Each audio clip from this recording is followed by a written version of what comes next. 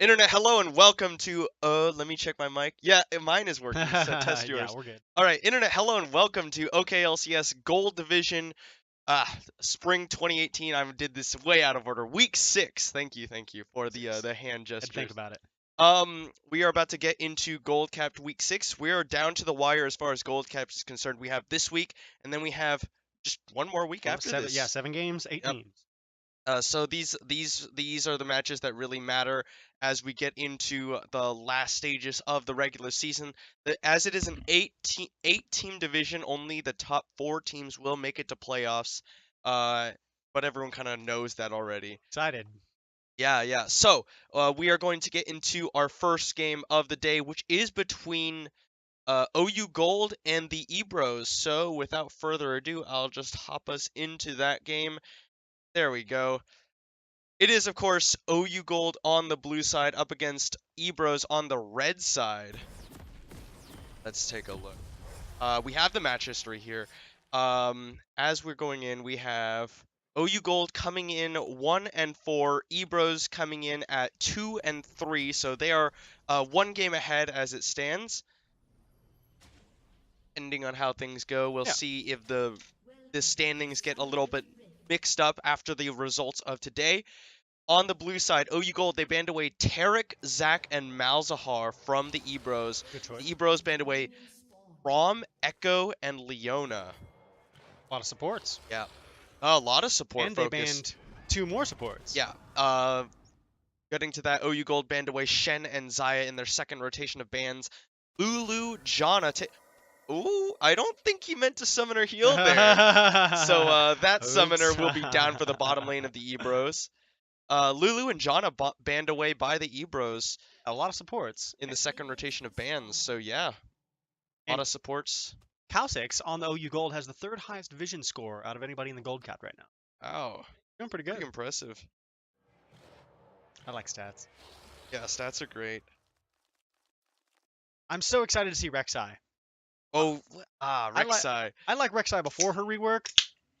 But the assassin ultimate that she now has, it's pretty good. I miss being able to move all across the map. Yeah, I'm not particularly myself a big fan of Rek'Sai in general. I just think the champion really struggles to... Rek'Sai is a champion that you really have no idea what you're supposed to be doing at any given time. Well, they're trying to force her to tank still, and if you build damage items, you're not snowballing. You can't do anything with it. Yeah, if you're not snowballing, then you can't build damage items, and Rek'Sai, because of the changes to the way that her abilities scale, really has to build damage items to really be useful. Really not that great if you're not assassinating someone anymore. Nope. Honestly, Rek'Sai is up against 3 tanks. Well, I guess Darius is not a tank. He's more... Yeah, but like the Rek'Sai is not going to be able to kill the Darius. They got 3 unless big that frontliners. Darius gets set super behind, which may be an option. Darius is a champion that will naturally push the lane against Maokai, assuming that Cblevs doesn't just shove the wave with the Bramble Smash. Oh, wow! Flash headbutt from Cal6 will throw Black GT0 back away, but he'll flash away. Now the rocket jump forward from Lotus. He's going to get some autos off 4-shot ready, but Black GT0 doesn't want to go forward. Flash pulverize. That was aggressive. Yeah, I think they were Cal6 and Lotus. Rek'Sai's coming. They were looking for the level 2 power spike. But the Ebros, they hit level 2 just as Cal6 flashed in. I actually looked to see if the jungler was coming in. That was really aggressive. So it's flash from Cal6 traded for flash on Black GT0, so maybe an option for Hunger Bunger to come down here. Black GGO came in week 4? He came in, I think, 2-3 weeks ago for Ebros. Seeing Scramble support. What's up?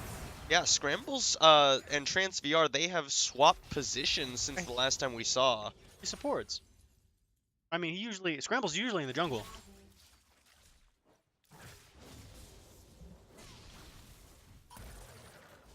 See Soul Sephira on the Annie, just using the stun onto Glowing Beans. Luke Ward apprehending in Cblevs. That's really not a huge trade. Luke Ward would really like to go for the extended trades on Darius against Maokai, but Cblevs knows that, just smashes him away. And Darius got a pretty good buff in 8.4? 8. Oh yeah, he did get buffed. If it's not this patch, it was the previous one. Trans Uh-oh. VR is gonna find Hunger Bunker, but he's a Uh-oh. level down. Does get the Electrocute proc off pretty quickly, and Hunger Bunker, seeing that burst, will Good not go for an damage. extended trade. And the enemy bot lane, not the enemy bot lane, I apologize. The Ebro bot lane, I think they are completely out of mana at the moment. They're just kind of pushing that wave in. I feel kind of bad for spectator mode on red side, because Yeah. like most people are used to playing like blue team is my team, red team is the other team. You're just like, you're like anyone who watches like subconsciously rooting for the red team to, because you're like, that's the enemy. I'm sorry, relative team colors, I'm sorry. Yeah. Good CS on both sides. I mean, they're Oh, keeping here it even. Trans VR looking for a gank on the bottom lane, but he's spotted out by a ward in the tribe by OU Gold, so they will have some knowledge of where the Rek'Sai is. There needs to be a gang sign.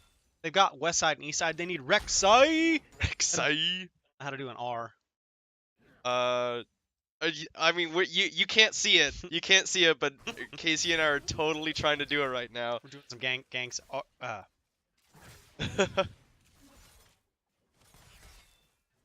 Things are going to be a little bit slow. Neither jungler really looking to make an impact early on, but Oof. there's a good combo from Kha'Zix onto Scrambles. Is going to get stunned up, but so he cannot get the auto attack off. He will finally get it. The rocket jump comes forward. Both teleports being channeled. Trans VR is down here, but so is Hunger Bunker. The teleport finished by Luke Ward. He's going to look for the apprehend in. Doesn't find anybody. That's a good pillar of flame from Scrambles just to apply the pass into all of OU Gold. Oh, flash forward from Soul Sephra is just going to get the solo kill into Glowing Beans with the ignite.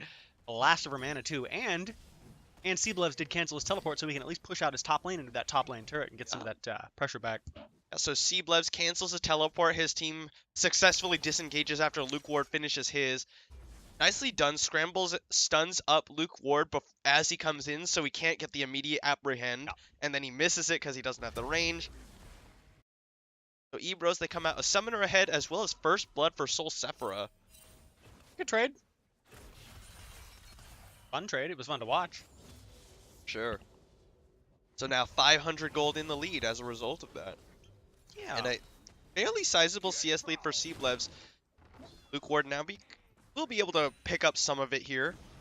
I'm excited to see what both mid laners are going to build now that they've had about a week or two to use new AP items. Yeah, hold on. As Kha'Zix goes in for a combo on a Scramble. Oh, That's my a lot of God. damage! Ignite Wow. goes down onto Kha'Zix, but it's Lotus who picks up the kill. That was an aggressive control ward to place there. I would never ever put my control ward down unless I could defend my lane and keep them from that. Yeah, for sure. 75 free gold as well as the 300 or 450 really with the assist. Thanks. Scrambles gives up a kill.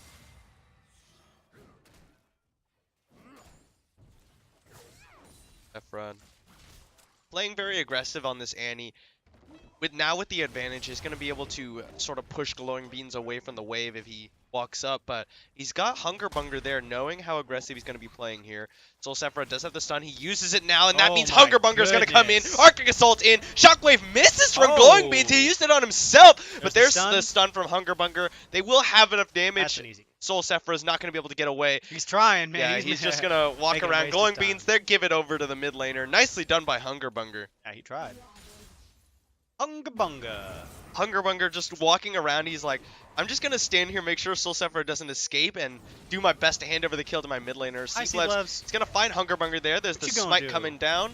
Now he's going to be the target. Arctic Assault in. There's the Maokai ultimate being used. Trans VR getting ready to go in, but he doesn't have the tunnel. The apprehend in on Trans VR will get the decimate off. Oh my God. One more auto would be the stun, but they can't find it. Luke Ward's still looking for it, but they will back away, clear out some tunnels.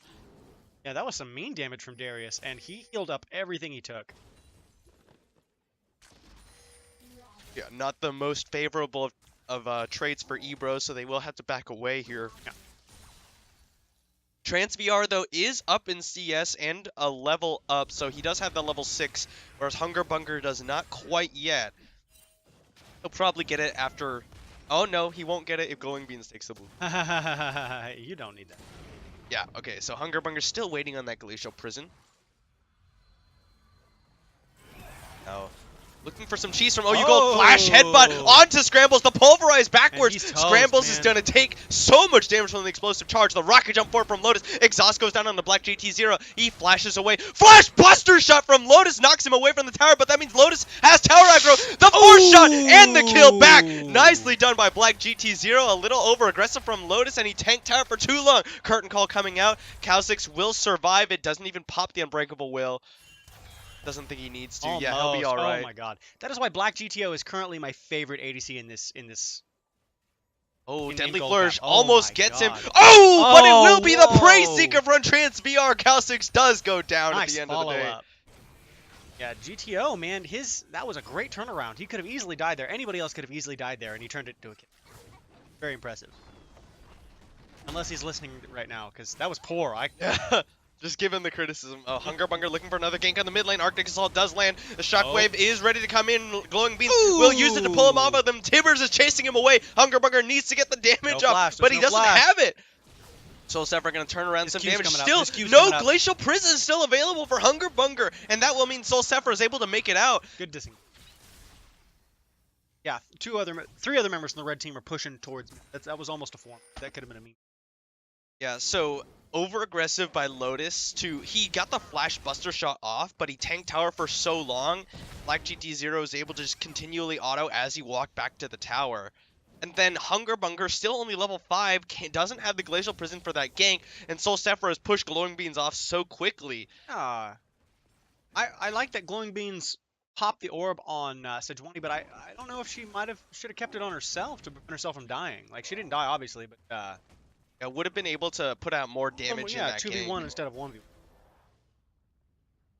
And she doesn't quite have the damage to 1 or 100 to 0 just yet until she gets the first good item. So here's the apprehend from Luke Ward. Yeah, nicely done by Good Seabless. damage Just coming use that out. Bramble Smash here. Kha'Zix going in on the Black GT0 this time. Pyroclasm coming out. They don't have the damage, and now the ultimate is spreading throughout OU Gold, but Kha'Zix holds the Unbreakable Will. Good trades, bot lane. You can definitely tell that Lotus and Kha'Zix have been playing together. Like, they know what they're doing. It's a nice, Tristana is a nice ADC to have when you have an aggressive support. Curtain Call being used. In that wave out a little bit. Bros, they will be okay for now.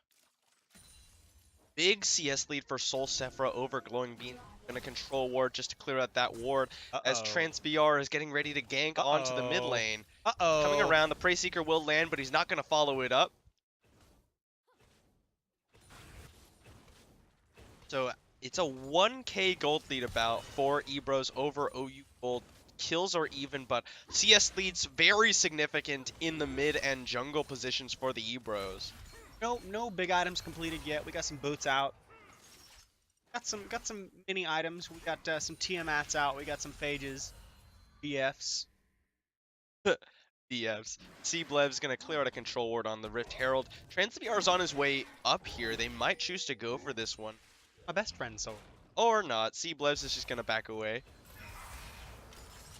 Accidentally triggered the Rift Herald with the Bomby Cinder. I've done it. Things calming down a little bit. Hungerbunger's very behind in the jungle now. Does just now hit the level 7, whereas Trance VR has been level 8. Gonna hand off the blue buff to Soul Sephra. Give the Annie the tool she needs to continue snowballing this lane and acquire a bigger CS lead over Glowing Beams. Yeah, Soul Sephra has 120 CS right now to Oriana's 82. Soul Sephra actually has the second highest CS lead in average. CS difference at any given time. Yeah. It's Pretty his farm impressive. on. And I'm not sure if that's because he's good at CSing or he picks champions that allow him to CS properly. Possibly also could be something where he plays aggressively, forces his opposing laner off of CS as Trance VR counter jungles on the Rift or Glowing Beans has to run out the other way, but Luke Ward is hanging out here. A 4v4 mid. The surprise Darius. Oh, Glacial Prison used in the mid lane. Flash Arctic Assault in onto Soul Sephra under tower. He's going to drop the bear onto him to disengage. The Maokai ultimate coming down the river. Interesting use of ults, just to, you know. Yeah, I think Hungerbunger used that to try and defend the tower since they were all a little bit displaced from where they wanted to be there. Yeah, So I guess he was probably just surprised that it hit onto Soul Sephira, maybe, or maybe he just was pathing because of the natural inclination of champions, like when you click over there. Flashes over the wall, goes for the Arctic Assault, but there wasn't Right. enough follow-up from the other members of OU Gold to make that kill happen. Yeah, OU doesn't have a ton of wave clear. They got Tristana, but she can't be in every lane. Oriana's pretty good wave clear, but Yeah. it's not as powerful as, say, like a Ziggs. And then Tristana, yeah, you can clear waves okay on the chin. Not again, not comparable to Sivir wave clear I as see far a as lot of people ADCs coming go. bot lane. Ooh, yeah, 5 members of Ebros getting ready to converge on this bottom They lane. want it. They drop a ward in the try. They will see it coming, but can they stop it is the question. 5v2, man. Everybody else, it looks like Luke Ward's going to push top. He's going to do something with that pressure. Yeah, There's the Luke Ward teleport does coming have back no top. teleport. Cblevs does have his, and yeah, he'll use it up into that top lane. Soul Sephira going to take a little bit of damage from Glowing Beans on the way back in. Rek'Sai just going wherever she wants. Taking chickens. Yeah, looking for the gank on a Glowing Beans. If he tunnels over the side there right now, it probably could have been a kill on a Glowing Bean. Oh no, Soul Sephira didn't have the Tibbers. Now has the Tibbers. Comes, he's sneaking Yeah, around. Trans VR getting ready, getting in position. He's Da-na, behind Glowing Beans. There's da-na, the knockout. No, da-na. there! Flash knockout comes through. But Soul Here Sephira comes the uses ult. the Here comes stun. the ult. He used the stun onto a minion. Damn. Big miscommunication by Ebros. That's okay. Have we ever decided what the E in Ebro stands for? Probably is just like, E as in like the online, like email. Electronic Brothers. Electronic, yeah. Pinky. Excited Brothers. Excited Bros. Trans VR is very much ahead of Ooh. Hungerbug. Oh, there's the Oh, bear being dropped, and that's wow. enough damage to take out Glowing Beans. Okay, Glowing Beans, I don't know what he expected to happen there, walking don't into either. the Annie at that level of HP. Soul Sephira just drops the bear in the full combo. Zephyr's a beast. The second solo kill you've got on the mid lane from the Ebros. Hungerbunger gonna blue smite him down, might but it's get a him. level He might get it's him. level 7 to level 11 Annie, and she's gonna stun him up. The bear starts beating him down, and Hungerbunger goes down. Rocket jump forward. Got Black him. GT0 There's was the found in a flash. recall. That's another flash burn by the ADC of the Ebros as well. Yeah, he plays safe. He really does. I would argue that's problematic because it means he's been in a position where he has to flash out 3 times now.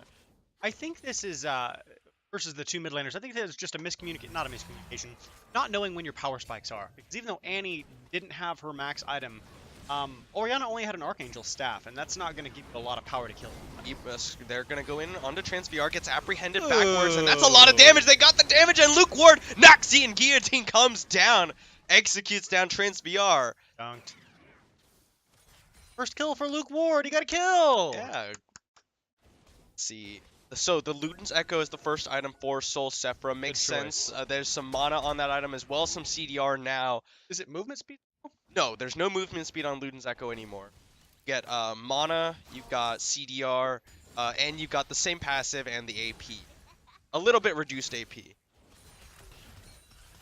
Archangel staff on Oriana. I don't know if I would have picked that up. I'd have kept the tier. I don't know how to build Oriana. I think the tier into Archangel Staff is pretty standard now for a lot of mid laners. On Oriana, it's probably one of the better of the mana items you get at the first one.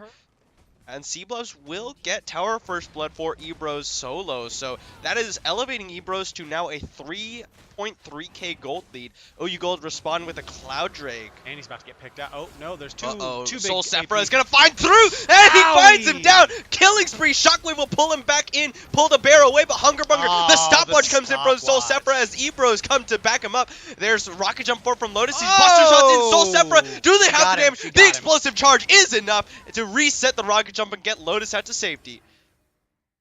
Good pick. Does Lotus play on the gold cap very often?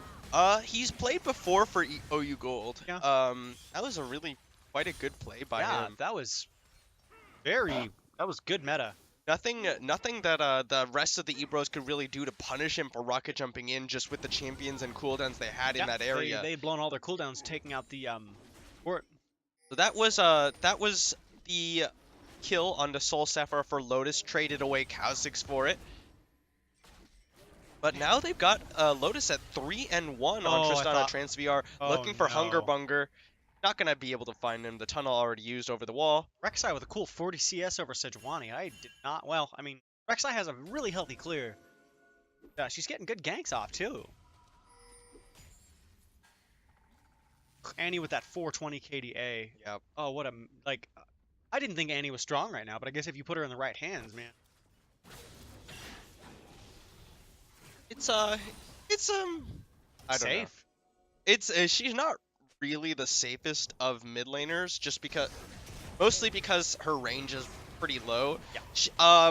And she doesn't do super well into tanks who can just block most of her burst. Ebros pick up the Rift Herald. I've not seen a lot of counter jungling. I mean, you see Rek'Sai coming in stealing chickens, but everybody's pretty much staying on their own side. This map is segregated. Reds on reds, blues on blues. No real deep invades here. The Rift Herald going to be dropped into the mid lane. Interesting. No one. Oh, Flash Headbutt misses from Kha'Zix. Or Flash Pulverize, rather. It's, So another tower goes down in favor of the Ebros. Oh, and a teleport coming in from Seablebs behind the members of OU Gold. No. There's Deadly Flourish, will root up Kha'Zix. Do they have the damage? He'll use the stopwatch, Nicely but done. to very little effect. He will just go down, knocks Black GT0 away. They're trying to protect Lotus, but Lotus cannot get away from Seablebs. The Void Rush comes in from TransVR. Now Luke Ward has teleported in. The Deadly Flourish fine, into the man. knockup. Do they have the damage? TransVR tanking. He's going to take a lot of damage, but they can't get the heal. He tried to get the Assault dunk comes off. back for Hunger Bunger, so they will trade 1 for 3. Luke Ward with that quick flash trying to get that dunk off, and he did not quite get the dunk. Yeah, oh, and Hunger Bunger now surrounded, throws at the Glacial Prison, but that means there's no CC left. They will stun him up, they'll root him up, and they get another one. Hunger Bunger Wow. all alone down there. Glowing Beans walks in, notices his entire team is dead, and the Ebros are going to pick up a third tower in their favor. Ebros with those big 4-mans bot lane. 4-mans mid. They like to roll as 4. So the Ebros, they pick up a third tower as well as 4 kills. Oh! And the Soul Sephiroth making it 5! Glowing Beans is going to get the protect, get the summoner heal off, and Soul Sephiroth forced away. Look to make it. Is. And then Soul Sephiroth will just stun him up, but there's the rocket jump forward from Lotus, but he will not have the range to catch Soul Sephiroth. I think Alistair could headbutt his teammates too. Yeah, unlucky. Oh, close there. Soul Sephiroth didn't quite have the damage. Glowing Beans with the Mercury's Treads and the Null Magic Mantle. That's what allowed him to prevent a lot of that burst from coming down from Soul Sephiroth. What's that called when you can't dynamite? It's called priority. When you build defensively, you may not be able to get kills, but that means that the enemy can't kill you. And I probably would have built defensively on Orianna if she died that many times early. Yep. And the Saris Embrace now fully stacked for Glowing Beans is going to give him with that large mana shield. So I do like this itemization from Glowing Beans. Building towards what looks to be Banshee's Veil more than likely. We're trying to clear out a control ward, but TransVR knocks the Prey Seeker into the Baron. Now, OU Golden needs to back away. Here's the Maokai ultimate coming in. Seabless flashes to get onto Hunger Bunger. They have the stun, they have the root, they have the damage, they have the kill. Scrambles on a killing spree. 3-2-2 on the support brand. That's my favorite Ebros combo. Brambles and Scrambles. Brambles and Scrambles. Brambles and Scrambles. Kha'Zix clearing out some vision. The Ebros now very much in control of this game. They do lose a tower on the bottom side. Ooh, almost. And Luke Ward around. Luke Ward's gone for a very aggressive itemization on the Darius. You don't Tiamat after the Black Cleaver. That's a split push build. I guess it would be. The Tiamat allows you to push the waves a little bit faster. Unless I wouldn't recommend Ravenous Hydra. Titanic, maybe if he's going for a defensive build. It kind of depends. It kind of depends on what you really aim to be doing. Of course, Titanic is going to give you the extra tankiness, will allow you to be a little bit more useful in team fights, possibly get more resets. Scramble's just sitting there picking up free gold, waiting for him. He's waiting. If for true team fighting power, you want to go Black Cleaver into tank items. Yeah. But the Tiamat, I could see it being somewhat useful if you're going to be more split push oriented. Scrambles or a Hunger Bunger is going to get stunned up. That chain CC comes through. Black GT0 now picks up his third kill. She dropped Tibbers right in between Sejuani and the wall. He could not Q out. No, you can Q through Tibbers, but in the meanwhile, Ebros are going to start up the Baron. Going down not super fast. They have good vision. The Maokai ultimate being used to push away OU You Gold, but gotta Luke turn, Ward you can get gotta it. turn. Shockwave onto Gotta him, but there's a turn. lot of damage on the Cowsticks. Unbreakable Wheel is available. He pops it, but he goes down. Black GT0 on a rampage, but there's the Noxian Guillotine. Lotus in the back line. He heals. He Oh buster my shots. He pushes him God. away. He gets a shutdown. He's now onto Seabless. He's already gotten a double in this fight, and now Seabless getting shredded down by Luke Ward. TransVR now getting chased away by Glowing Beans. He's got the damage. Luke Ward looking for the last. Noxian Guillotine pops it down, but the bleed, will it be enough? Yes, it will. Ebros get aced as they try to do the Baron. Yeah, I'd like to give a shout out to Lotus on that really superior positioning, using her rocket jump. Yeah, that was superior. That was great by Lotus. Rocket jumps in, gets a reset, Buster shots them away, puts some distance between him and Seablevs, and then just continues to pop off in the fight. 5-2-2 is Lotus for OU Gold, and they're gonna pick up a tower in the mid for it. Hey. Tate to drag. Looks like a OU Games got 4 people on drag. Also, the Tiamat on Darius, maybe, as we were mentioning earlier, maybe he realized his team doesn't have good wave clear. And maybe that's why he picked it up, to help clear those waves to prevent the. Well, but the Tiamat on a melee champion is not going to help you clear waves if you're being sieged upon. So, really is not. Okay. I don't think that's the rationale behind it. Okay. I would imagine it's really just an item that allows you to push waves faster. Probably just and the Titanic Hydra. Yeah. A defensive build. So yeah, it would this is kind of like half and half as far as like team fighting and split pushing. It's a cheese. Oh man, Ebros with that superior vision around the west side jungle. Waiting for that cheese. Oh, he's going to walk right into it. Cowsticks is going to get the damage. They have the good chain CC. Unbreakable Wheel pop, but it's not going to save him surrounded by all of you. Or will it? There's the Command Protect Shockwave. Wow. 4 people. He gets out, and now Lotus is just autoing down. He will get taken out by the Pyroclasm and the anti-damage. Seablev's now in the middle of OU Gold, however, and Luke Ward is going to have the damage. He gets the Summoner Heal just for good measure. Now Black GT0 is the only remaining member. Scrambles, I lied. Ooh. He made it out. The flash away from the Glacial Prison, but OU Gold, they trade 2 for 3. Man, Black GTO's build.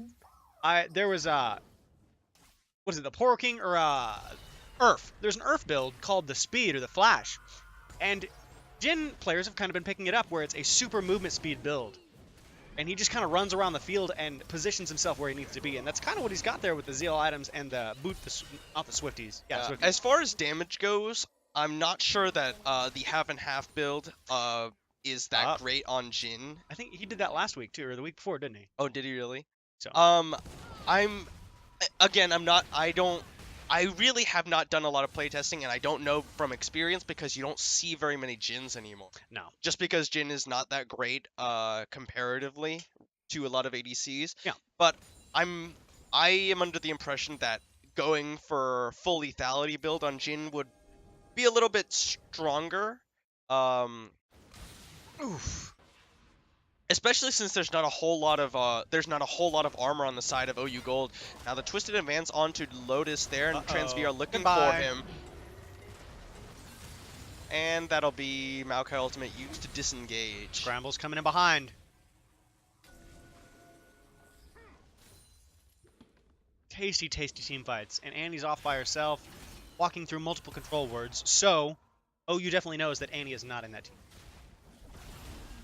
We're going to try and clear out the tunnels from TransVR. That control ward's actually not seeing that ward from Ebros in the back of the pit. Yeah, when you drop your control ward, drop it on top of Baron or right next to him or Dragon. Otherwise, you won't be able.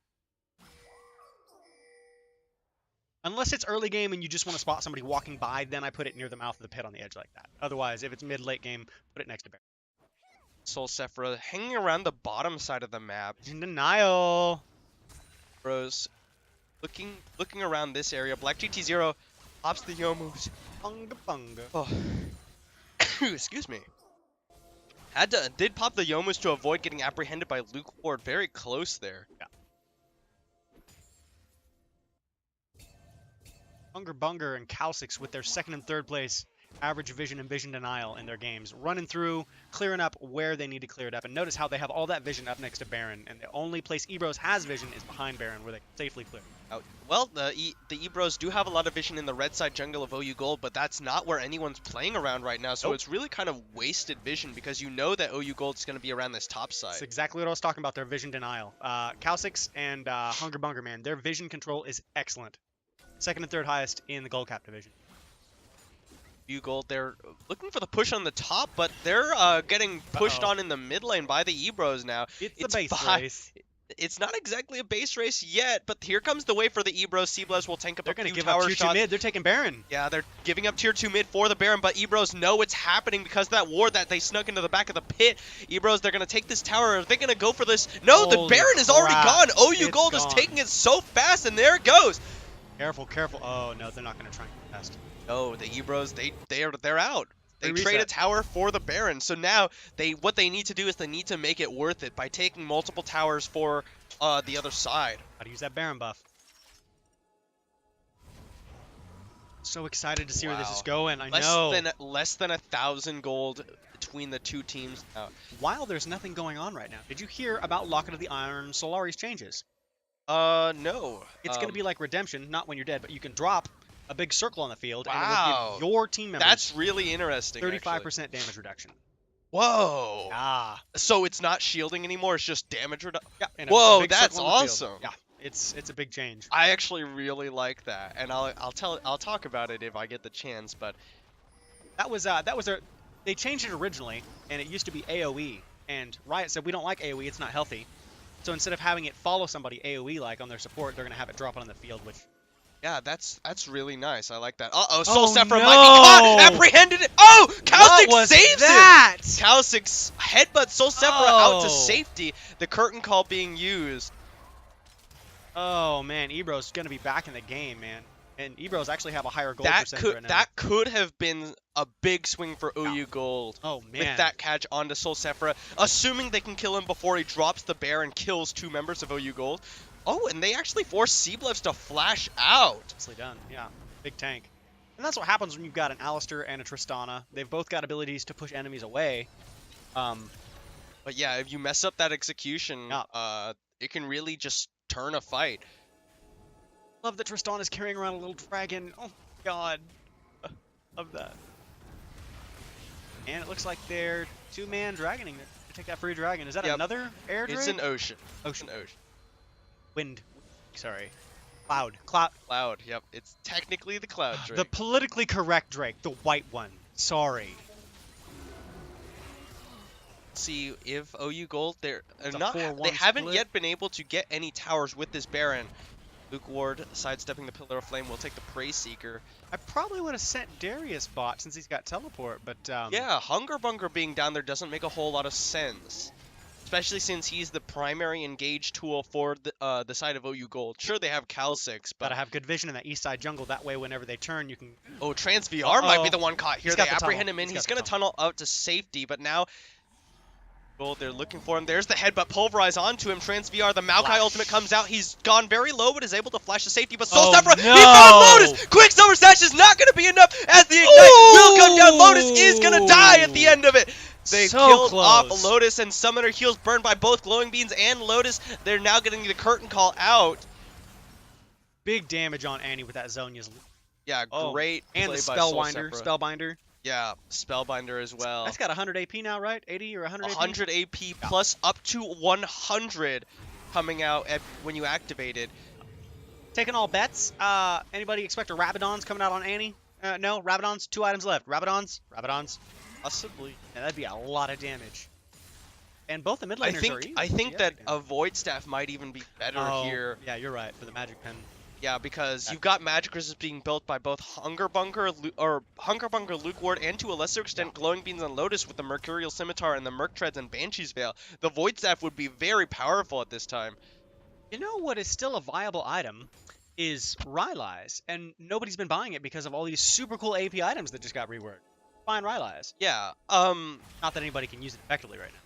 Yeah. So there was back a few patches ago, like even when Rylai's was in its very nerfed state, on Annie in particular, like Annie bot would like say, you build Rylai's Leandries and you don't play Annie for the burst. You play Annie to just drop Tibbers and have Tibbers just sort of Chase after shred him. people down as the fight goes on, and Annie becomes more of a sustained damage fighter as opposed to the burst mage that you're seeing from Sol Sephra in this game. With that Rylai's, you're not going to run away from Tibbers. There's Yeah. no way. And then Scrambles has actually picked up the Rylai's Crystal Scepter as we say it. I'd like to criticize the brand build. I think instead of Leandries, which was the common item before, I would have picked up the new, whatever the Magic Pen item. The new, Oh really? ball. I think Leandries is probably still very good on Well, brand. Because the tanks. it's still really good at shredding down people. The change to its passive, yeah, it's a little bit different, but No. it's still very good because it's like percent health shred. I take and it back. That, I take that it back. synergizes really well with brand. Yeah. We'll see. Scrambles has been doing a lot of damage in Yes, this he has. in this fight in these fights. Oh, he's gonna force Glowing it. Beams He's gonna has force the it. Banshee's Veil. Oof. Flash away, really close there. And then this is a hard one. No Last Whisper yet for Lotus, but not too much armor built up by Ebros yet. I would like to see that Last Whisper coming out here fairly Yes, soon. I would. One of the important things about playing ADC is you build for what you need, like, when you finish it. If you don't build a Last behind. Whisper until after armor has been picked up, that means that there is at least one fight during which you are not doing very much damage at all. You want Last Whisper on Trist? Yes, yes. Say, man, especially versus that, Lord Dominic's Regards? Or no, Mortal Reminder for For the Maokai, yeah. for the passive. Would be pretty good. We'll see, we'll see. Gracious. I'd like to see LDR on Jhin, but I don't know how effective it would be. Oh, Flash Apprehend from Oh Luke my Ward on the Black God. GT0. He flashes out, but he was slowed up. He's going to pop as much Nope, as he can he's to good. run away, and he will make it out with the Summoner Heal. This is that time where all the waves are still pushed to river, there's vision, and there's nothing to do. You kind of have to wait for the first person to get It's picked. been 4 towers to 3 for a long Yeah. time here. Curtain Call There being it channeled is. here now. OU Gold is a little bit split, and the Ebros are looking to punish him for it, but not going to be found there. Sol Sephra was just happy to farm up the wave, really, more than Don't anything. Leave that Wardle. Oh. Leave that Luke Ward alone. Alright, Cal6 clearing out vision as the Baron is spawning in 10 Uh-oh, seconds. Annie. Oh my gosh. Bunker Bunker is looking. Ooh! Troll Ward drops. Sol Sephra going to use the stun. But it will just be the Sejuani my passive God. being absorbed by that. I need somebody to whistle for me. I really want to. It's a really close game right now. Oh man. Yeah, so the OU Gold are going to funnel back in towards their blue side. Control now in favor of Ebros around this Baron area. They give up a lot of their control of the area. Those only got a 0.6 gold, 0.6 thousand gold. It's close. Still close. And it's nice having that Rek'Sai because your entire team can see with her tunnel vision. Not tunnel. Passive or Yeah, oh my goodness, I can't. know. Or tunnel tremor sense. Tremor sense, thank you. That's what it Took me a is. You're right. You're right. You're right. All right, Luke Ward gonna come out and clear some vision. TransVR gonna praise Seeker just to push him away, but it's not gonna be all that big a deal. I miss that big AP Rek'Sai Q. I wish she scaled better. Uh... I know you don't miss it. It was mean.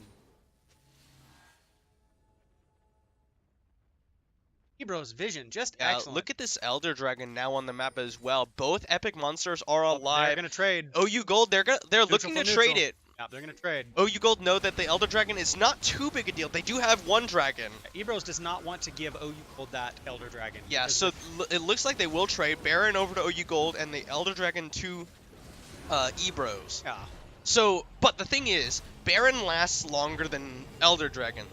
Both of these are really powerful, and Baron did just get buffed. Both of these epic monsters got buffed.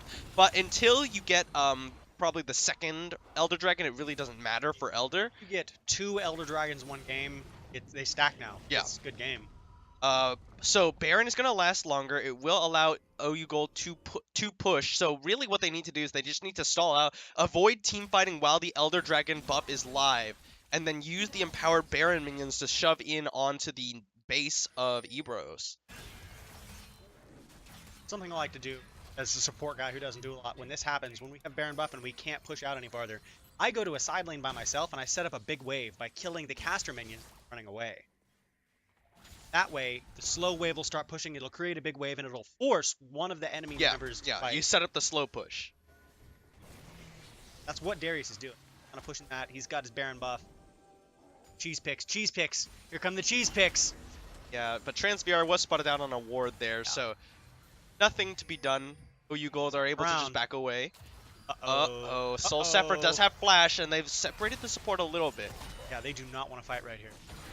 Darius is doing his push there. Darius is doing that thing, man. They got 5 mid. He's doing his thing. Yeah, but anyone who goes up there, they're going to be passing through a control ward now, so Luke Ward knows it's the time to back away. Nicely done. 5 members of the Ebros hanging around that river. Nicely They're done. kind of really nobody not able to figure out what they want to do on the map. OU Gold now take this time to push back towards them. Get those waves prepped as the Elder Dragon comes forward, but Soul Sephiroth looking for a combo onto multiple members of OU Gold. TransVR gets in there. The Timbers dropped, but it's not the stun. Now Hungerbunger playing zone. The Soul Sephiroth going to get slowed up. Glowing Beans out the other side. Seabloods now gets in onto Lotus. A Maokai ultimate coming through. Locket used. Pyroclasm is bouncing between the members of OU Gold, and Lotus will get stunned up. There's the passive and the force shot. They will take him down with Black GT0 and Scrambles. Seabloods in the middle of the OU Gold now. Kha'Zix's taking a lot of damage. There's the combo, but he is just going to go down. Black GT0 picks up the kill. Now Luke Ward on the run. Deadly Flourish finds Hungerbunger. No. Now they're running for their lives. The blue smite being used by TransVR. He doesn't have the range to get the knockup. 2 members go down. Luke Ward going to apprehend just to put some distance. That is the difference between the Baron buff and the Elder Dragon.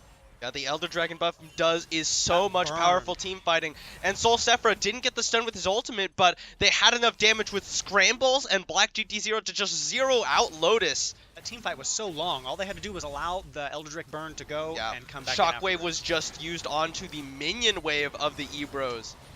Oh, that was mean. That was a mean. But Black GT0 takes a big burst. Glacial Prison being used. Almost finds him. The Summoner Heal comes out.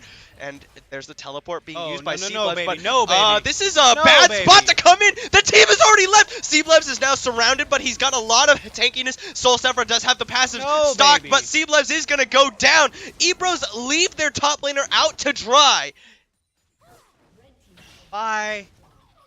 That means that Lotus and Kha'Zix have respawned, and now they're the ones with the 5v4 advantage. Baron buff, no Elder buff anymore. Yeah, exactly. Big mistake from Ebros. Deadly Flourish used by Black GT0. Got that big Elder's call. gone. The Elder's gone, and now Hungerbunger. They could just go for this. Black GT0 has to back away fast. For Baron buff. Yeah, well, they're looking big shield on Sejuani. The Arctic Assault in. The Shockwave finds them! They jump forward! They all jump all over the Ebros! Hungerbunger is eating the Pyroclasm, but it doesn't matter. Lotus probably gonna gets the Command Protect, is gonna survive. Soul Sephiroth stopwatches, but it doesn't matter. He's gonna get executed eventually. Luke Ward does have the ultimate, but there's a stun. Soul Sephiroth will just bleed out. Yeah. And now Scrambles, the only remaining member of the big rapid fire cannon crit comes through, and that is the ace for OU Gold. Seablebs is back, hey. Seablebs is back, but there's not a whole lot that the lone Maokai can do. Dang, that might be game. This might be it. OU Gold, they're looking to end the game. The Maokai ultimate is going to come through. Bramble Smash comes out, and they actually interrupt the combo from Kha'Zix. He headbutts him away. The first Nexus Tower goes down. OU Gold, they're ignoring the Maokai because they don't need him. And it is going to be OU Gold picking up their second victory over the Ebros in OKLCS Spring 2018. Man, what a tough game. That was really good. That was a great game. Ugh. Wow. It might have came down to that bad teleport. Yeah, that was a huge miscommunication by the Ebros. Seablebs, okay, so either Seablebs needed to cancel that teleport, or but the Ebros, the rest of the Ebros, they sort of like backed all the way away, and so in high level play, it comes down to which team makes the fewest mistakes. For sure. That might have been the one mistake that cost. All right, so that will be OU Gold taking the victory over the Ebros. We do have 3 more Gold Cap games for you today. We're going to take a short break, and then we'll get into it. Thank you all for watching.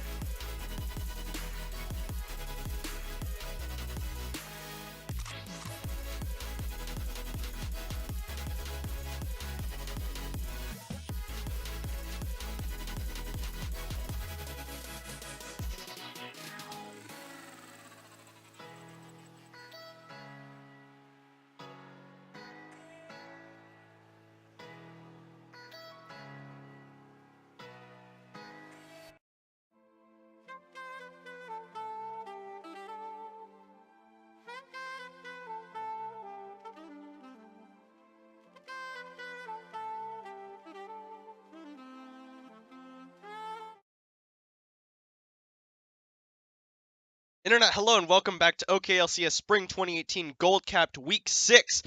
Haha, we just saw OU Gold take down the Ebros to pick up their second win. Good for them. And the next game we have is between Reign of Kings Gold and Legends in Training. Both of these teams sitting near the middle of the standings. These are the games that matter because they will determine who makes it to playoffs and who and like seeding as well. So Reign of Kings Gold sitting at 3-2, Legends in Training at 2-3. But Reign of Kings Gold, they started out really strong, but the last 2 weeks have both been losses. Both of their losses have been these last 2 weeks in a row. Yeah. So they're probably on the coming off of like some lesser momentum. But it looks Looking like to try and turn it around in this week. I think Legends in Training have 2 or 3 subs right now. Legends in Training, they are coming in off They're doing of all right. They lost the last 2 weeks as well. Yeah. So both of these teams looking to try and turn around some momentum. It is, of course, Reign of Kings Gold on the blue side. They banned away in the first rotation Darius, Skarner, and Varus. Legends in Training banning away Ziggs, Ari, and Scion. Big Kazakhs. Yeah, Legends in Training are missing their support, Schmogan, and their ADC. I can't remember who their ADC is at the moment. I apologize. And then on the other side, and then back again, Reign of Kings Gold in the second rotation banned away Leona and Volibear. Whereas Legends in Training, they ban away Warwick and Janna. Good jungle bans. Jungle bans. And the curious thing about this one is obviously that top lane pick for Legends in Training, the Sejuani top. This different pick. It's a different pick. There was immediately after Sejuani's release, there was like, oh, Sejuani can be a good top laner now. But they changed a lot of things to make Sejuani not as effective in the top lane. And then additionally, on the more recent patches, they nerfed the Arctic Assault cooldown, which makes Sejuani even less viable in the top lane. So I would hate to have to play Blitzcrank into Alistar right now. So there's just really not a very good reason at all to pick Sejuani top unless you're planning on just completely conceding the lane and trying to team fight with it. Gotta grab Maokai. Yeah, there's so many good top lane tanks available. Ooh. Nice dodge by Mehuli. I pushed Sir Dustball up under his tower. Yeah, 2 or 3 subs right now for Legends in Training. I hope they do all right. Rocket Grab will find a minion. So God Mode just gonna gift that over to El Zacco. No, that he was trying to get his Relic Shield proc. That's what that hook was for. Taco Trineki gonna come in. Taco. Just wallops him up. There's the stun gonna miss onto Mehuli. He's gonna flash away. There's College jumping in, but the hook shot comes out from Nyrok. They've got the electrocute damage. There's the grounded. College has to flash away at the last second, but now Dustball's in trouble. Flash burned by 2 members of Legends in Training, traded for Mehuli's flash. None of that isolation damage. Oh, there's the headbutt pulverized from Blue onto El Zacco and God Mode. The Aftershock doesn't land, but the feather's gonna be pulled through. Blue. Now Lupus, like you said, or like we were talking about. Oh, but there's a good rocket grab onto Nailwind, but they don't have the damage. And Blue and Nailwind just turn it back around. A lot of Alistairs. Seeing a lot of Alistairs. And look at that, Nyrok just 3 buffs onto College, stealing away his enemy red buff. This is gonna hurt. Lupus is taking some damage, and they're looking for a dive. Nyrok is up here. This is gonna hurt. Got plenty of HP to work with, and the wave is there. They need to go now because that wave is about to die. But they've got College in the back pocket. Crash that wave, come on. They know what's happening, and they're going to find the Kazakhs. Nyrok is going to have the hook shot, stuns him up. The electrocute comes out. Taco Trineki looking for the slow, but he will flash for the tactical sweep. Do they have the damage? He has no flash, and there it is, first blood for Taco Trineki. I'm surprised that Camille could solo Kazakhs. I thought his isolation damage would have been a better trade. Yeah, you would think so. You're right. But it is Nyrok coming out ahead there with the electrocute damage after the hook shot, and now Blue coming in. The God Mode is going to go very low. The stun in, and Blue, like, Summoner Heal comes out. Do they have the feathers? They don't have it. The Rocket Grab under tower! Nailwind takes a tower shot. Exhaust goes down on the El Zacco. He flashes forward for it, but he's exhausted. The stun will come through from Blue, but will Blue have turned down the damage? He's going to flash away after the Ignite from God Mode, and it will be both members of Reign of Kings Gold surviving. Nicely done. Just barely, though. Good disengage, yeah. I would have turned back around and died, so good on you guys. Alistar is just such a mean champion. Yeah, especially against the Blitzcrank. You pull someone in, that just go signal, and there's I Love College looking for the gank onto Mehuli. He's gonna get slowed up, throws out some damage, but there's the stun, and there's the kill. Dustball picks one up for Legends in Training. Ooh, ooh. This is an interesting matchup, the Gnar versus Sejuani, because they're both getting some good damage off, and Yeah, but look at the CS. It's just gonna get worse and worse as the game goes on. Taco Trineki just pushing Lupus away with his ranged autos. Yeah, the hyper proc is gonna be enough. He's got enough. He can just solo kill him. He didn't need to hop away there. Yeah. Lupus taking minion didn't have aggro. he didn't have the Arctic Assault available, so let's say if he had his Q up, he could have Q'd him, stunned him, got that E off. probably could have been a kill, or at least Avius Lupus's flash if he had either, stayed into it. For But either one of them. yeah, but now Taco Trineki shoves a big wave into tower, already 2 waves of CS ahead of Avius Lupus. The Chain Vest coming out for him, but it's going to be a phage for Taco Trineki. It's just going to make it even harder in this lane. I know who their support. That's God Mode. Is that Brandon Starkey? I think I've seen him around. I've seen him in the Gold Cap before. Not recently, but I've seen him play around. Oh, but Taco Trineki is about to go mega. He There does it have the level is. 6 Avius There Lupus. it is. Now back needs off. to be very careful here. He's going to crunch forward. Misses the Gnar, takes the tower shot. Good flash by Avius Lupus. Yeah, that nice would more than likely have been his prediction. kill. The wallop comes through, and Taco Trineki now taking a couple tower shots without getting the kill is not going to be really worth it now, and needs to be careful about the Arctic Assault cooldown coming back up. What do we got? What are the keystones on those 2 top laners? I can't tell. Aftershock. Summon and... Airy for Taco Trineki's Gnar, and Aftershock for Avius Lupus. Sir Dustball going to get the stun onto Mehuli. It'll be a little bit of damage turned around, and I Love College is hanging around. Kha'Zix coming But around. so is Nyrok. Is that a standard keystone for Gnar? Sometimes, but here we go. Arctic Assault coming.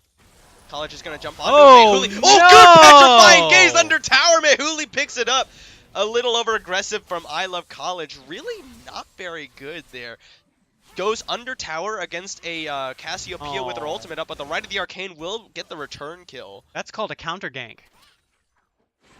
I mean, they really did not even need Nyrok for that kill. Oh, Taco Trineki gonna go mega once again. Yeah, that was just not great. Taco Trineki just crunches onto Avius Lupus, takes a tower shot for it, but he'll get some health back. Echo. That's a big CS lead. A lot, again, owing it to Sejuani, just really not that great of a top laner. Yeah, I'm hoping it pops off in the mid lane. Mid game, you mean? Yeah, I didn't mean mid lane, mid game. Yeah, Sorry. Look at those hyper procs. They do so much damage. Is he doing that because of phage? That's what's happening? No, the hyper proc is % health damage, magic damage as well. So it's not affected by that chain vest at all. Go. Kha'Zix coming in. They need to get this rocket grab Here's the off. hook. But God Mode, he does land it. No one is gonna go very low. Do they have the damage? Yep, Yes, they do. They're giving it over. Easy. No, I Love College picks it up. He hops onto blue, but it's not gonna be enough. Boop. Elwyn does go down. They could not get it onto Elzako's. Take that dragon. A Gnar used onto the minion 2 wave big by ults Taco whip, Trineki, man. but Both of them Nyrok whip. is going to come Yeah, in. he's going Looks down. for the Hextech ultimatum. Avius Lupus is just going to go down. Taco Trineki picks up another. It was a Gnar and a Sejuani both threw their ults. Yeah, they both whiffed them. But in the end, Nyrok is up here. They're able to get the kill onto Avius Lupus. And will they get Tower First Blood? They've got a red buff on Nyrok. Yeah, I think they'll get it. Even with this wave dying. First Blood there Tower it is. and First Blood Dragon. First Tower Blood. Oh no, they're not taking Dragon. Sorry. Or Reign of King's Gold. The LIT's taking Dragon. Good for them. Good for them. It is an Infernal, so that is really good for Legends in Training, but Draven can utilize the Fire Drake's passive so well. Yeah, he does so much damage with that. Nyrok stealing away yet another red buff from I Love College. I love drinking. I love when it's Asher Rock. I apologize. God Mode looking Nope, for something on the he's nail got win, some- but he's got the minions minion between wave him. just blocking him up. There's the Power Fist, Nope, but they're don't gonna get cue rooted that, up by don't the cue that. feathers. When just Oof. making sure that the minions are between him at all times, but now I You're Love College is invisible. toast! Flash stun from Dustball will mean that I Love College picks up another one onto Mehuli. That Kha'Zix versus that mid lane, man. I mean, Cassiopeia just has no... If he could see him and put his pool down, it'd be fine, but... And he's just jumping right on top of him. That was just really well executed by Sir Dustball. Flash to get the stun off onto Mehuli at the right time so that I Love College can just jump in and assassinate it. Mehuli's going to pick it up, though. He's going to pick it up. a tier into a catalyst item. Is that phase rush on Cassiopeia? Oh yeah, She is phase rush, yes. Man, she want to chase people down. Elzacco gonna take some damage from Nailwind as well as the minion wave. There's You're the root so collar coming boned. in, but there's the feather storm being used. But God Mode still has the rocket grab. They're Alistair's gonna look at gone, the man. He top left his lane. ADC there. Yeah, it looks like he missed the rocket grab there. Oh no, Nailwind has a flash. That's what happened. Let's say you mispronounced Blitz's Q. It's called Hook, Alex. Gonna clear out a control ward on his roam into the lane. Korchanecki's literally doubling Avius Lupus in CS now. He's gonna jump forward, but that's three members of Legends in Training. He's gonna get a Gnar off, but it doesn't matter. Way over aggressive by Korchanecki. Crunches onto Avius Lupus, full health at 20, as 3 members of LIT were there. He should have known they were there with all this vision they have in there. If you're gonna push that far forward, make sure you don't go past your vision. Korchanecki has been getting punished really hard these last 3 weeks. For over-pushing, no vision. Being over-aggressive, playing on these pushing top laners. If I was him, I'd blame the jungler. Elzacco just barely gets his recall off as Mehuli enters the brush. As the jungler of somebody, if I see that my top laner likes to push way too far forward with no vision, I will move up. Even as support, I'll move up and I'll ward the big spots around red. Can't you see what I'm doing here? Yep. I'd ward the northern jungle. That way your top laner can push for free. And it's a team-wide effort. If you're gonna have someone who's gonna be pushing, you need to set up vision so that he can at least like make an escape. Control wards. But it's also part on the side of the top laner. If you know that there's nobody on your side that like you can see on your side of the map. Yeah. Ooh. And your team is not in a position to pressure anything off of it. Oh, there we go. Hextech ultimate being used onto God mode, and he can't get away because of that ultimate. Thanks for the leash, guys. That was a good Rift Herald. That's Reign of King's Gold. Just pick up a very easy Rift Herald, already very low. Ugh, Love College hops out, abandons God mode to his fate. Camille just sauntering out. Ugh. She's so hoity-toity. But yeah, as a top laner, you need to know when you can't push out because your team is not in a position to pressure anything with anything. I Love College jumps onto Korchanecki, but he is about to go mega, and the Glacial Prison missed. Oh my god! Kills College, hops away, Here and comes there's the Gnar. Avius Lupus out Here of mana. Comes He's the Gnar. Short. Into the wall, and that's Avius Lupus going down. Dang, with that big Gnar ultimate. I Love College. I don't know what Legends and Training's topside is doing now. Dustball's in a bad position. Dustball, Blue's gonna come in just for good measure. We'll pick up the kill. Support KS. Kill secure, baby. Now they can drop that big Rift Herald anywhere they want. That's 3 members down. They can take a tier 2 if they're careful. Such poor execution by I Love College and Avius Lupus there. Glacial Prison whiffed. I Love College jumps into a Gnar that is 3 levels up on him. Nyrok is 2 levels up on I Love College as Camille Jungle, and Camille Jungle is not a good farming jungler. Elzacco and God mode. They're looking on to Mehuli. There's the power fist. The rocket grab comes through. The silence, and Elzacco will pick up his first kill and cash in on all those Draven adoration stacks. You see a Draven Blitzcrank running behind you. Just press Control 4 and dance. They're gonna kill you. You're not gonna get away. Nicely done by Legends and Training's bot side, but a lot of pressure for Reign of King's Gold now. 2 towers to 0, 3k gold lead. Ugh. Most definitely. I mean, good on the Reign of Kings. They're keeping up. You know, their team fights are going to be good. I think once Sejuani gets a good first item, you know, it might be different. But at the moment, Reign of Kings, they got the item advantage. They have gold. They don't have the dragon. They're doing all right. Dragon coming up in a minute. I don't know what type it is. Gnar sneaking up. I Love College. He's gonna Gnar sneaking up. He's gonna try and find this blue buff. Oh, they found it! Blue looking for the combo, but I Love College uses the stealth to get out. If he had not popped that vision cone, that would have been a different game. That was scary. Dustball gonna try and push blue away. Run, Dustin, run! Or fight. You're gonna jump onto Elzacco here. He has the Gnar. He gets him into the Draven, wall. Wallop chains it in. Does he have the damage? You're gonna fight Draven, He's gonna back away. God mode just lingering around the side here. Korchanecki gonna find Avius Lupus now. Gonna get the hyper proc off. Gonna Go in with the Arctic Assault because here comes Elzacco, but here's Blue as well. The combo ready. Oh, nice stand aside, but he does get the combo anyway, and Elzacco will get hopped on. And Avius Lupus Blue just tanking up the tower. Do they have it? No. He's got one more. He's gonna go down. The knockout comes through. Now God Mode looking for the rocket grab. He gets the double kill. Oh my God. Though double man wallop. God Mode now the only remaining member of LAT down here. Taco Trineki gonna back away. He's got 2 more. And they've got a good turret dive composition. Reign of Kings doing whatever they want, getting kills wherever they want. They don't even need to make picks in the jungle. They'll make picks under your turret. This is the team fight comp. This is what I've expected to see the last few weeks from the Reign of Kings. Running around, doing whatever they want. God Mode, I don't think you really need to be sticking around here. The Whirling Death comes through, but it's not enough to pick up any kills, and they just kill off God Mode. No reason for the support to be there. No, not really. He couldn't even clear wave. I don't think his ultimate's up. Trineki just gonna recall in a control worded brush. LIT are definitely floundering a little bit. Avius Lupus just now finishes his Sunfire Cape compared to Black Cleaver and almost a full Frozen Mallet from Taco Trineki. Xayah still does not have a first item. Aelwyn, man, that's rough. Still under 100 CS. Yeah, that's okay. He's been pushed out of lane a little bit. That kill for Elzacco, and now Blue's gonna face check in Island College, but Blue is a higher level than the Kha'Zix. What? Oh my god. Alistair higher level than Kha'Zix. That never happens. That is not optimal for the Legends in training, but Blue now caught in the middle of 2 members of LIT. He's going to get a 2-man knockup. He's going to have to get in there. Unbreakable Will not available. He will get stunned up and shut down. Mehuli pops the cleanse for whatever reason, but Nailwind has the damage. Right into the Arcane coming through. Taco Trineki here to back him up. Nyrok can't go in onto the Xerath, but Taco Trineki's here. Gonna hop onto him. Gonna get the damage. Hyper Proc comes through. Boomerang coming out. Taco Trineki about to go mega, but he can't go in yet.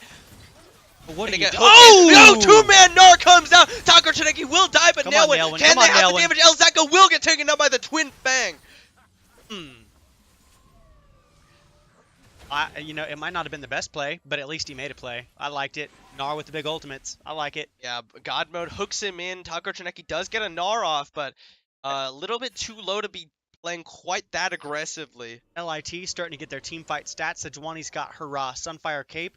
No turrets on the side of Legends in training yet, but it looks like they're starting to pick it up. Their team fights are starting to get a lot better. Looks like he's going towards the Rod of Ages after his Tear of the Goddess. Trinity Force on Nyrok. Hope he goes Trinity Force into Black Cleaver. I would not think that Trinity Force into Black Cleaver is all that great, but that's beside the point. It's not going to be. Doesn't look to be the case this game. Normally, you don't see Black Cleavers all that often on Camille anyway. That's a 4-0 Camille right now. Essence Reaver finally picked up for Nailwind. Yeah, we were saying Nailwind has been denied a little bit of CS and some really unfortunate back timings. God Mode looking for the rocket grab. Avius Lupus hanging around. God Mode! Ooh, he's going to land on God Mode! Blue, Blue pops the Unbreakable Will. Is going to be able to use that damage reduction. The stun comes through. Will make it back to his tower, but that ultimate will be down for the next team fight if LIT can force it early. That's like 50% damage reduction, MR and armor, on Alistair? It depends on the rank of the ally. It doesn't give any resistance. It just gives flat damage reduction based on the level of the ultimate. Whirling Death used into that top lane wave to clear it out. Yeah, with that ultimate at level 6, Alistair can tank like 8 turret shots without dying. It's really scary. At full health. Once he picks up that frozen, no, you're so Elzacco gonna find the hook shot. There's the Whirling Death. Hextech ultimatum used. Nailwind just gonna provide some backup damage. Nyrok will pick up the kill. 5-0. 505, and they're turning. But here comes the they're rest turning. of Legends in training, but Blue is here. He's gonna get jumped on. There's the 2-man headbutt. I Love College gets on the Nailwind there. Featherstorm being used, but he fails to splash over the wall. Yeah, baby! Featherstorm comes through. I Love College is gonna get exhausted. There's a Gnar into Avius Lupus onto him. The stun comes through, but Taco Trineki has the damage. Will he have the kill? No stun, no glacial listen, but he hops in and gets the kill. I Love College now running away. Nyrok gonna have the hookshot fairly soon. Goes the wrong way. I Love College using the vision control to his advantage. Reign of Kings Gold, they'll just use their jungler to push away Isle of College as they start up the dragon. I don't know if it's the appropriate comment, but Avius Lupus looked like a Goomba just now. Like he jumped right on his head and he died. Yeah. If he was a turtle, the shell would have popped out from underneath him. Reign of Kings Gold do pick up the Cloud Drake. They have a lot of pressure. Tiger Shineki even picks up tower in the top lane for Reign LIT of Kings. still with no towers, though. They're trying to get that first tower. I mean, it's just so hard. They're all so behind, especially I Love College and Avius Lupus are so far behind right now. I'm excited to see where the late game goes because, I mean, Xerath with the items. I mean, I wouldn't even put the scaling. Oh, hold on, that's a good rocket grab onto Taco Shineki. Silence, he's gonna crunch away. Reign of Kings going to try and defend their top laner. Taco Shineki does not have the Gnar up. The right of the arcane coming through. Can they have the fancy feet? Taco Shineki sidesteps it, but they have the damage. The Elzako Summoner heal comes out. The wall up comes through, but they hook in Taco Shineki, and they have the damage. They've got the kill. I Love College picks coming it up. 10 seconds. Sejuani ult. This could be the team fight they need to change this around. Sejuani ult's coming up right now. Get ready for the Q ultimate. No, they're going to wave. There's no minion wave.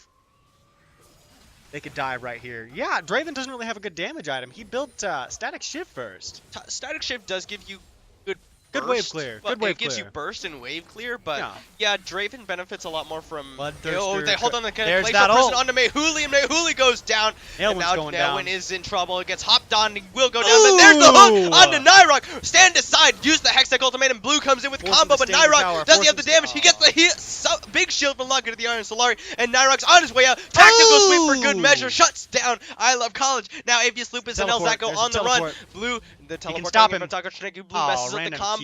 Now, will they have it? He hops forward. He gets the frozen mallet slow onto Elzako, but it's not as big. Blue gonna turn it around. Will they have it? There's the slow coming through. He will go down, but Avius Lupus picks up the kill. Now he will have traded his life.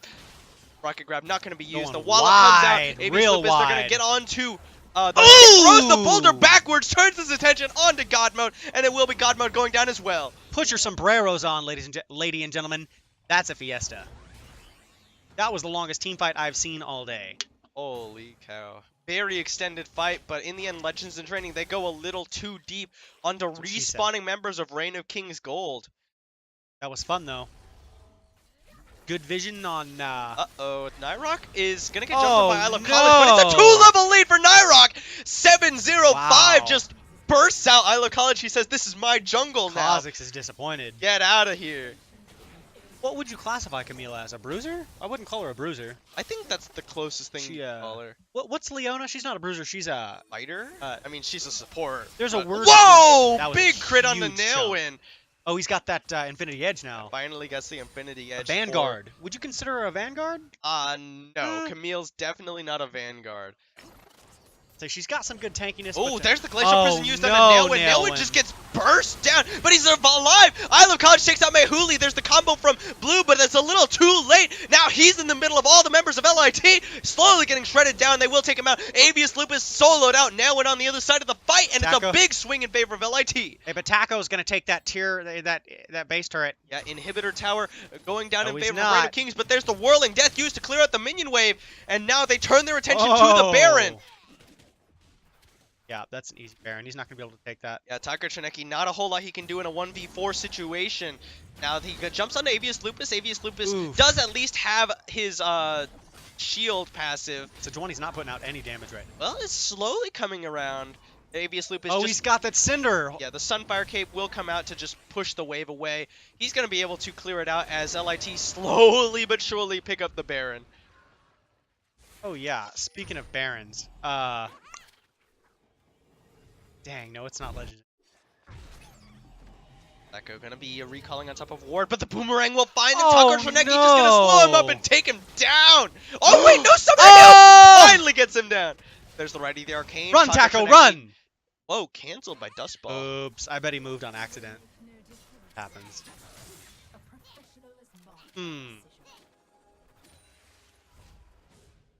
So, does Gnar's ultimate happen automatically, or can you activate it? You mean the transformation? Yeah, my bad. When he's at the when his rage bar goes red, any ability you use will transform you into Mega Gnar. And he stacks his fury, his rage, with his boomerang. Just with any combat, like auto attacking or the boomerang, will stack it. I've never played Gnar before. I know how he works. I see if the bar is red to stay away from him, but I probably need to practice my top. I'm very weak top lane.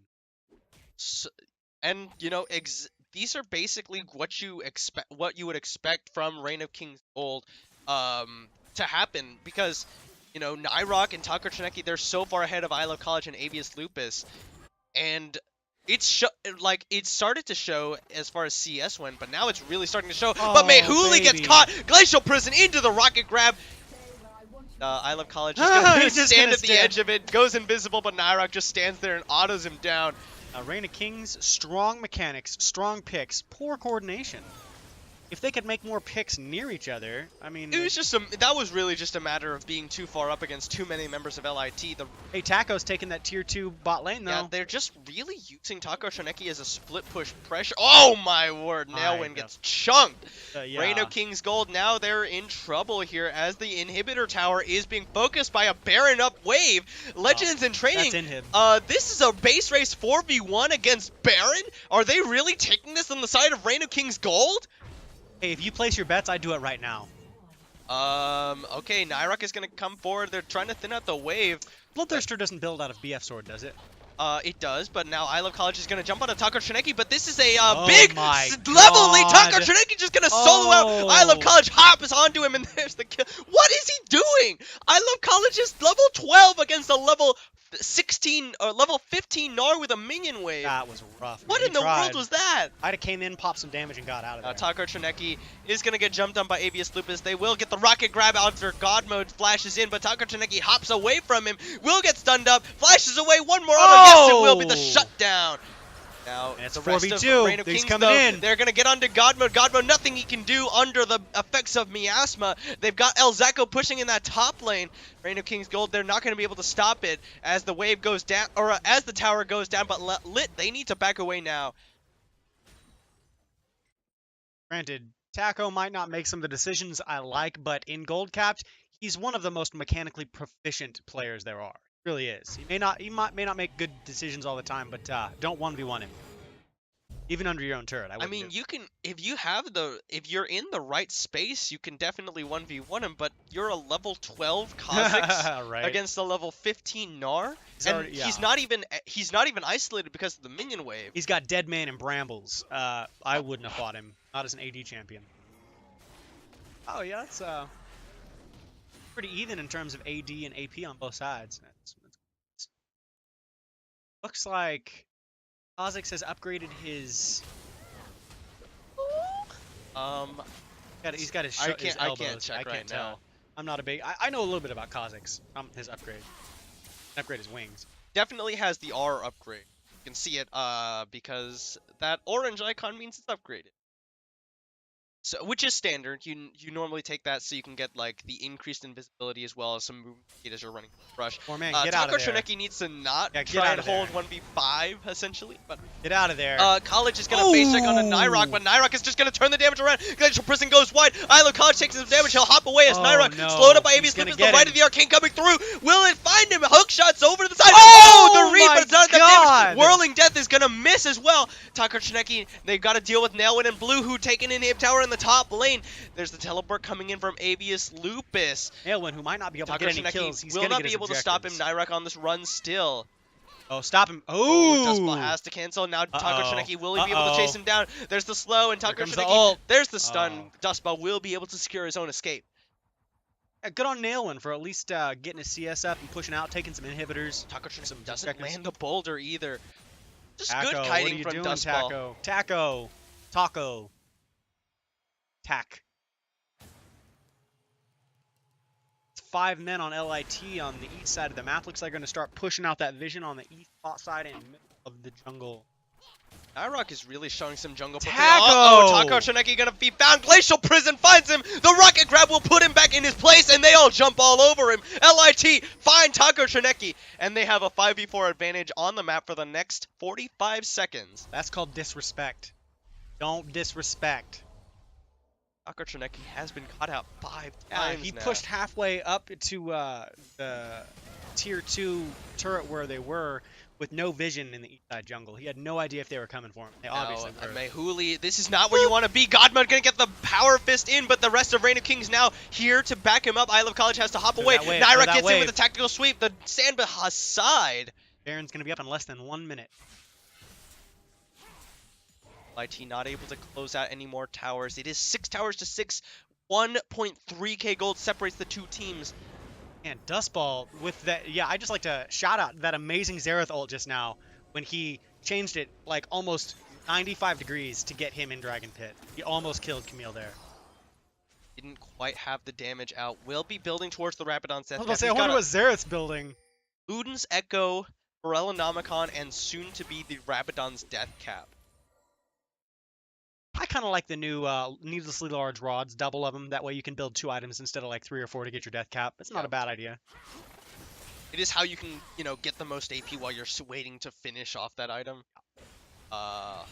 Interesting builds, nothing too fancy. Nailwin kind of behind, But that next big item. At this point, though, Nailwin's very behind. He has got a good CS. CS, yeah, but with Draven with 5 kills as well as, of course, his passive, giving him a little bit of extra gold. He's got 3 completed items, the Infinity Edge, the Static Shift, the Bloodthirster. LIT looking to start the Baron. They do, but it's warded out. Taco Troneki has his teleport if he wants to come up here, but the Baron is going down very quickly. LIT, whoa! There's Blue going into the pit. He gets a Locket Shield. He goes in. He knocks Elzacco into the middle of the team. Taco coming in hard. He gets in the Hextech Ultimatum. In Taco's coming in the back line. He's just taking up all of LIT. Nyra gets in there with a hook shot, and God Mode goes down. Double kill for Nailwin. Take that Baron or move, man. Yeah, it's a 4 for 0 in favor of Reign of King's Gold, and Blue just coming around. He doesn't know where Avius Lupus went, but he knows that he's not going to let him in the back of the pit. Taco Troneki pushing out that wave, making sure they got that bot turret if they need it, and that big teleport. That was just really nicely done by Blue. Yeah, Blue goes in, pops the Unbreakable Will, gets himself a Locket Shield off, and then headbutts out Elzacco. Sacre Bleu!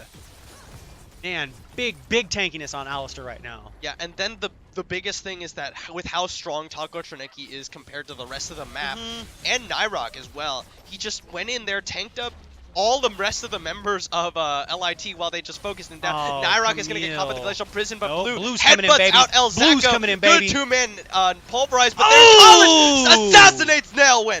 Blue now taking the run to the Arcane. Do they have the damage? Yes, they do. He's all by himself. Isolation damage coming through. That is how not to use Baron buff properly. That is a, pretty significant blunder by Reign of Kings immediately after such a good team fight. The Caster's Curse, we praise them, and then they do something like that. I've played in the OKLCS when you adrenaline's pumping, they're like, hurry, go, you can end the game. They're gonna respawn in 15 seconds, but beat three inhibs in a turret, and we can win.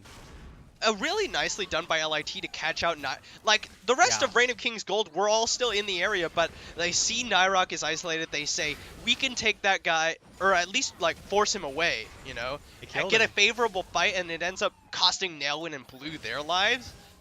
Instead of Nyrock, but, ends up being good for LIT. Godmode looking for the rocket grab. Flower Fist comes through. It's going to silence him up, but now he's realized, this is not a good idea! And now he's getting slowed up. There's the crunch fort for Here comes a big ult! Flash 2-man door! Onto Elzacco, and Dustball Hextech Ultimatum comes through, and Legends in Training were the ones who overstayed this time. With 3 people with Baron buff still, that might be a game changer. That was 2 open inhibs, a bot lane turret about to go down. Oh, Taco Troneki gets the 2-man Gnar onto exactly who he wants it. Dustball and Elzacco. College was taking the second Infernal Dragon. They gotta take 2 inhibs right now. Yeah, they can take 2 inhibs, if not end the game. A third one if they're lucky. That bot turret, they could 4-man that turret. They're looking for the end here. Avius Lupus is here. I Love College jumps into the middle, but he's gonna get taken down. Mehuli on a killing spree. Reign of King's Gold are focusing down the Nexus Towers. They've got God Mode back up. The Rocket Grab finds a minion, and it will be Reign of King's Gold taking down the Nexus Tower. 5 seconds. There's nothing they can do. Reign of King's Gold turn around the momentum. 3 seconds. Nice Feather Storm will dodge the Glacial Prison. And Reign of King's Gold pick up their 4th win. Man, what a back and forth game. Legends in Training in the lead almost the entire game. Holy cow. I know. And that was, I Love College was taking the second Infernal, which is great. Second Infernal for Legends in Training. There would have been so much good scaling, but the rest of his team not paying attention. They go in, they're looking for the inhibitor. Reign of King's Gold, they're all respawning. Why would you stay? Especially in the 5v4 at all. Both teams just made the exact same mistake by either overstaying a little bit. Yeah. So, good plays by both teams, but in the end, Reign of King's Gold are the ones who will take it turning around their momentum after 2 weeks of losses. And they're looking very strong. As I think That they're was they're beautiful. they're currently, I think, in third Yeah, place. Reign of Kings, third place, possibly in second or third right now. I think they're tied with TLP for 4 wins right now. So we are going to take a short break. We have 2 more games of Gold Cap for you today. Mm. We'll see you in just a few minutes for the next game. Thank you all for watching.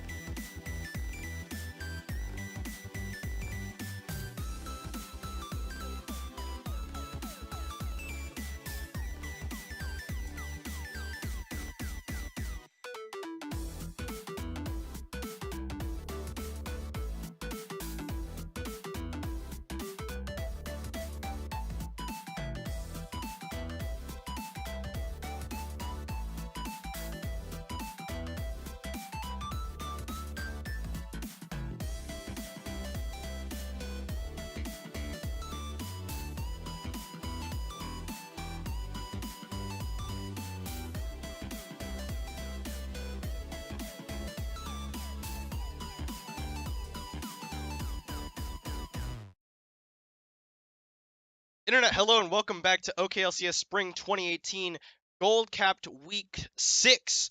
Aha! We just saw Reign of Kings Gold take down LIT to turn around their momentum after 2 losses. Close victory. And yeah, really nice back and forth game. I really enjoyed it. In any case, we have the third game of the day, which is between Taste Like Purple and Beta Fox. So without further ado, we'll go ahead and get into it. Beta Fox on the blue side, they're coming into this week 1-4. TLP on the red side coming into this 4-1. And TLP actually just came off of a win versus Reign of Kings. Yeah, nicely done by them last week. TLP, if they win, Both teams won. Beta Fox won against Pugs. Yeah, so TLP versus Reign of Kings Gold. Who won that match? Oh, we just said it. TLP literally 2-0, just man. said it. So TLP. Uh-oh. Nami's gonna pick. Uh-oh. TLP in any case is gonna be second because of their tiebreaker victory over Reign of Kings Gold, looking to try and solidify their place in the standings. Make sure there's no way they can drop. It's TLP Beta Fox. Yeah, right now it's Reign of Kings TLP 4-4. TLP, they're gonna check into three members of Beta Fox. There's a knock up on the Mercury X. Is he gonna have to flash out? Oh, no, he doesn't Merc. even burn it. It's first blood to Ivory on the side of TLP. Okay, well, so as far as bans go, Beta Fox on the blue side, they banned away Zac, Jinx, and Rom. From the side of TLP, a lot of Zac bans. TLP bans away Anivia, Volibear, and Xayah in their first rotation. Then in the second rotation, Shen and Tahm Kench taken away from the side of TLP by Beta Fox. TLP responds by banning out Vigar and Scion from Beta Fox. Free my boy iClutch! Changed his name. God bless. I noticed. Alright, so Poor Merc X, but like I said, man, Warwick, they never ban his Warwick. He's good early, mid, and late game. Warwick doesn't even need Smite if he doesn't want it. And I'm gonna take some damage from heal Xinhua. pokes. This is a nice duo lane that they've got on the side of Beta Fox. They Yeah. can just sort of shove out. Nami's really lane dominant up against a Rakan who's kind of weak in lane unless you have Xayah. Yeah. He's overpowered being able to jump twice as far back to Xayah. Xinhua, Heal pokes. Knowing he can take a little damage because he heals it back up. He can easily use one of his 3 potions while Varus only has 1. right, so Big Malzahar mid though. Malzahar versus Karthus. Ivory misses the knockup on the Xinhua. Really hard to land that Rakan knockup in lane. Malzahar ult's coming out. We got a Varus ult, so it's a good pick comp. Oh, The thing about Nami is when you come forward to try and harass, you can't just use Don't take can't damage. just like nonchalantly walk up and W the enemy ADC because you will pick up tower aggro from minion aggro from doing that since it's single target ability. Yeah, they changed that, huh? That's fair. Oh, so Dwani's getting out of there. Getting jumped up Get on out of there, Mercury Pant. X, and this is Get out of there, Pant. This is Ooh. kind of the That's a free red buff. formula you had from Beta. Oh, he's Fox got 3 in their people on him. victory. He's got 3 people coming on him. Yeah, the rest of TLP Top, on their mid, way and jungle in. coming on Mercury Warwick. X now, gonna flash over Flash. the side there. Cybersex will just Oh, hop on no. over onto him. Mercury X is gonna He's flip got the fear Rift off. Scuttler. Red buff is No, live, but here get comes out of Panther, there. gonna run away. Scuttle, Got the scuttle, movement scuttle. Speed. Free Eclipse Q is- comes in. No, Cybersex goes in, Q but was Mercury X dumbass. gets the heal off and will survive. Picks up first blood for Ah. Redwater, and Redwater will pick up the double. Oh, that's not first blood. Warwick died. No, Warwick did not die. You're right. Warwick died at the beginning. You're right. I'm sorry. But he didn't die there. Gets Yeah. a good heal off. Yeah, the good Q's on him, man. And that was kind of like the formula you saw Beta Fox doing well in their last victory. Good rotation. Good spell shield, and the bubble from Xinhua will punish Ivory. Danny Phantom gonna take some damage, but Wax out of mana, and they got a big minion wave to contend with as well. There are some games, most people don't recommend this, but I will put 2 or 3, if it's a long laning phase, I'll put 2 and 3 procs into a spell shield, 2 or 3 points into a spell shield, just so I can keep mana up and I don't have to back. I know it's not ideal, especially if you're going up against people that are Oh, mechanically. here we go. Oh, Spell shield absorbs it again, and there's a good Aqua Prison onto Danny Phantom. Exhaust goes down, Summoner Heal, but Wax is out of mana. Danny Phantom looking to turn it around, but he has to back away. Danny's Taking taking so much tower aggro. Danny eating all those winions. Ugh. Gangwall's like, I can carry. Nobody dies. No dies. Holy. Say nobody has Ignite right now? No. Ugh. Sejuani's coming to pick up a kill, though. Oh, it's such a close fight. Really was. Xinhua with some good bubbles. Oh, but yeah, you're right. Nah. Here comes Panther. There's Aqua Prison. Not going to land. Ivory gets a knock-up onto Xinhua. Spell Arctic Soul shield. comes out. Do they have it? Oh. Xinhua needs one more auto, but they Holy can't cow, find the it. fire, Wax fire. going to turn around some damage, but they've not enough to take down any member of TLP. Zangwa Alpha with 12 health left. Holy cow. Warwick's sitting there. Warwick's doing Warwick things. Mercury X is now ahead as far as CS goes over Panther with that early invade onto the red buff. I don't think either of the junglers secured the red buff up there during that whole scuffle. I don't think so. But they do come out ahead because of the Warwick abusing that early game power that Warwick has. Sejuani not so great in the 1v1 early on. Now, good hop away from Cybersex to dodge the hook shot. Yeah, this is an interesting bot lane because it's Sivir versus Varus. They both have very, very long-ranged Q abilities and no dashes. Redwater going to jump onto Cybersex again. Trying to cut it out. The tactical sweep will come through, but he can't get the second precision protocol. Ah, man, this the bot lane matchups in dashes. There's no special spell shield, but that's about it. Both supports have a little bit of a knock-up with the Q. Is their bubble considered a knock-up? Yes, it will count. It like Yasuo can ult off of it, but it's really more of a stun than anything. So both of them got a little bit of little CC. There's a Tidecaller's Blessing. There's the spell shield being used. Two-man Aqua Prison from Xinhua will be used. Beta Fox coming out very much ahead in that trade. They're going to continue to trade autos back.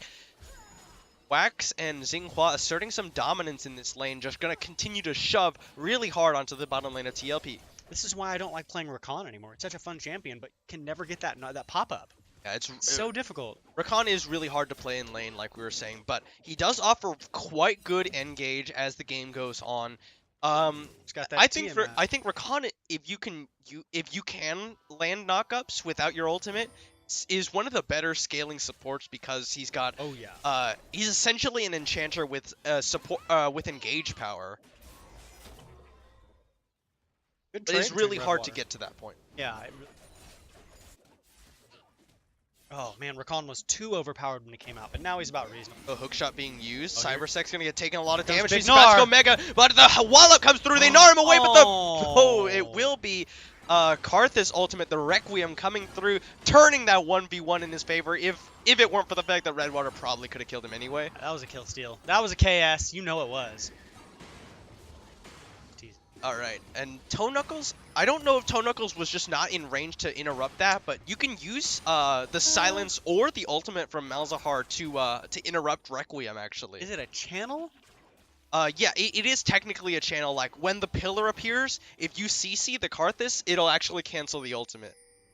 And that's why he's so powerful when he's dead, because you can't CC. Yeah, exactly. Actually, sometimes Karthus is better off dead than alive because you can't silence him, you can't stun him, so he can't use Lay Waste. Suicide mid. Alright, TLP starting up the Infernal Dragon. Cybersex did go down, but that means TLP, they're just taking the Infernal Dragon, really no problem. Good shove by both bot and mids, allow them to rotate in and pick it up. TLP doesn't always get a good dragon. I'm glad they got a good early dragon. Warwick is really good at soloing dragons, so I'm glad they took that out from under him. Yeah, Mercury X does have the Infinite Duress available. It's not. Yeah, Merkex ain't playing as aggressively as I've seen in the past couple of weeks. Well, it was a good aggressive invade, but he just hasn't had really much opportunity to gank. Redwater has had lane dominance over Cybersex. Karthus has had some good pushes onto Toe Knuckles, but here comes the Q Panther ult. coming looking for it. They will just bait out Wax's ultimate on the hunt used to run away, so they will not have that power for them. Sejuani has a really, really long ult if you flash Q ultimate. Red water. But it's really hard to use a Sejuani ultimate on a Sivir because of how telegraphed it is, essentially. Cyber 6 hopping onto Red Water, but the Hextech ultimatum, he's about to go mega, use the wall. Nice hook shot from Red Water! Will dodge the wall up, the Gnar comes through, and they will pick up the kill. Mercury X was there just as moral support. Red Water using the hook shot to dodge the wall up, gets the second stun off. Redwater, where did your mechanics come out of? I'm used to seeing Maokai top. He just popped off with Camille. Yeah, that was really That nice. was sick. Oh, but he's gonna hook shot in onto Panther, and that was a mistake. I don't even really think he meant to do that. I immediately take back the comment I just made. He will flash out. He'll get to safety. But Beta Fox, their top side is really quite strong right now. I am really surprised at his mechanical ability on Camille. I've never seen his Camille before. That was great. He outplayed that Gnar like he knew exactly what he was doing. Not that he didn't know exactly what he was doing. TLP. Sejuani definitely wants a spell shield. She wants a They're trying to bait out. Oh, Chain of Corruption used! They got Xinghua. Xinghua gonna pop the wave, and the bubble. Downfall of Wax flashes forward to try and get Danny Phantom, who will flash and heal away. Pinch him! And there we go. Wax is gonna get the Tidecaller's blessing. Here comes the Requiem. Do they have the damage? The shield comes through, saves Danny Phantom, but Ivory does go down. Nicely done. Oh, Ivory, that was sick. Yeah, good play by Ivory to at least to secure Danny Phantom's life. Good shield. Actually, really big props to Beta Fox's bottom lane there. Wow. Xinghua, he got caught by the full combo, Chain of Corruption, and both parts of Ivory's combo, the recombo. But stayed calm, said, all right, I'm going to land the bubble onto the primary damage dealer, throw the tide away, but TLP, they're coming from behind onto the bottom lane. They have no ultimates, no mana. Wax using the on the hunt to with Xinghua, but there's no vision. The Glacial Prison and the Nethergrass will take him down. Xinghua slowed up, has the flash up to the lane. Nice flash from Panther to get the second part. The Aqua Prison comes out. Karth is coming around with the Wall of Pain. Do they have it? Xinghua gonna be able to. No, it goes down. Malefic Visions. Double kill for Toe Knuckles. Panther chase Karthus. Looking for one more auto. Will get the stun off. Do they have it? He's gonna take a lot of lay waste. The knockout flash away from Clutch. Redwater now under tower, will take some damage. There's the technical sweep. The Ultimatum! Gets the tower aggro, but he will have the shield to get the kill back. Mercury X shuts down, or they shut down Redwater. The Red Trail dropped in the top lane by Beta Fox. I will tell you, man, Redwater and Mercury X have come such a long way since playing for Swasu. Beta Fox are asserting a lot of dominance, but a little bit of an overstay from Wax and Xinghua means that they both do go down to Panther and Toe Knuckles roaming down. Oh yeah, before all that Fiesta came, Janghua, good job on staying calm as Nami, popping that Q off and getting your ADC that Getting that Aqua Prison onto Danny Phantom after getting CC'd was huge. Was amazing. Actually, did survive throughout that entire fight, and then they just turn it around. They turn it around. Unfortunately, Wax was very low on mana. That is generally a problem that Sivir has until you get the Essence Reaver early on. Do you say that was the downfall of Wax? Definitely.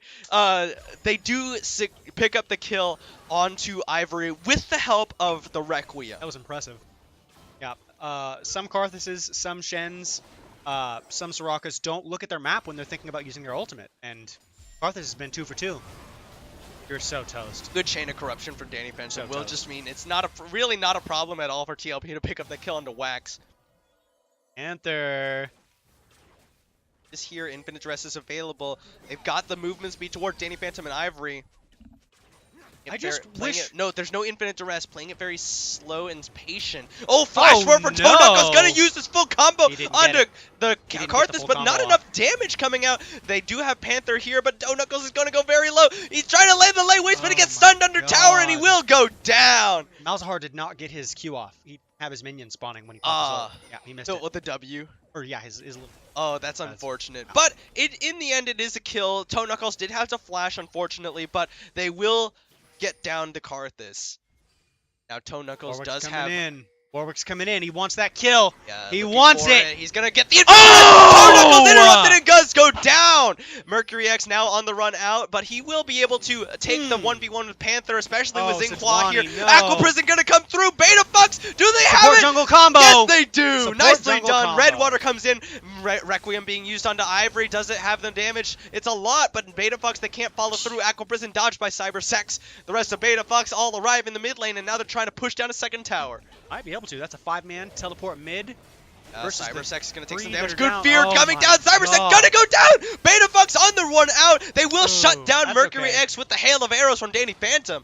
That's okay. They're going to take that mid and probably rotate towards Dragon if they know what they're doing. Yeah, they've got the tower. No Take that problem. tower. And Beta Fox are Take looking that so tower. good in this game. Take They've that got- tower! Oh my god. It does Okay. go down to minions. Oh man. Whistle. Somebody whistle for me.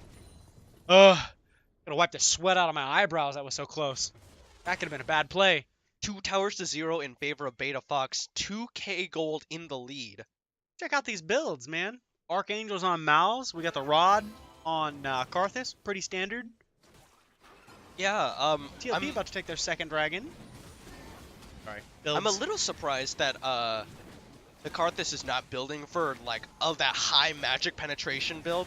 That way you can get all those nice. There's ults off. there's a lot more flat magic pen items in the game now after Sorcerer shoes. that New little ball item. the Oblivion Orb Yep. gives the magic penetration. I think Morella Namicon also gives flat magic penetration now, and magic penetration is such an all down a You're second. Nethergrass toast. being used, Glacial Prison to chain it in, and they will just take down the Karthus, no problem. Free my boy iClutch. All right, so TLP, they do pick up a nice quick kill onto Karthus. But flat magic penetration is such an effective item on Karthus. I'm surprised that the Karthus isn't building it. Infinite Address used, Oh my nicely done. Tidal Wave God. combos in. Do they have the damage to get? Follows through after the flash. Danny Phantom going very low, but Ivory gets the heals off. Danny Phantom gonna try and turn it around, but no. Wax has the auto attack reset. They have the kill. Did you see that combo? Oh, here it Red comes. Water gonna get Yeah, he's slowed gonna up, and come. Cybersex has finally turned it around, picks up the solo kill in Did the you top see lane. the combo Sivir and Warwick did? Warwick popped his W and Sivir popped her ult to give Warwick a gigantic ult range. Yeah. Speed, scaling in on the range on the Infinite Duress. A third tower goes down in favor of Beta Fox. Nicely done. No towers for TLP though. That's okay. They've got their team fight pick comp. It's coming out. Just gotta get the items out.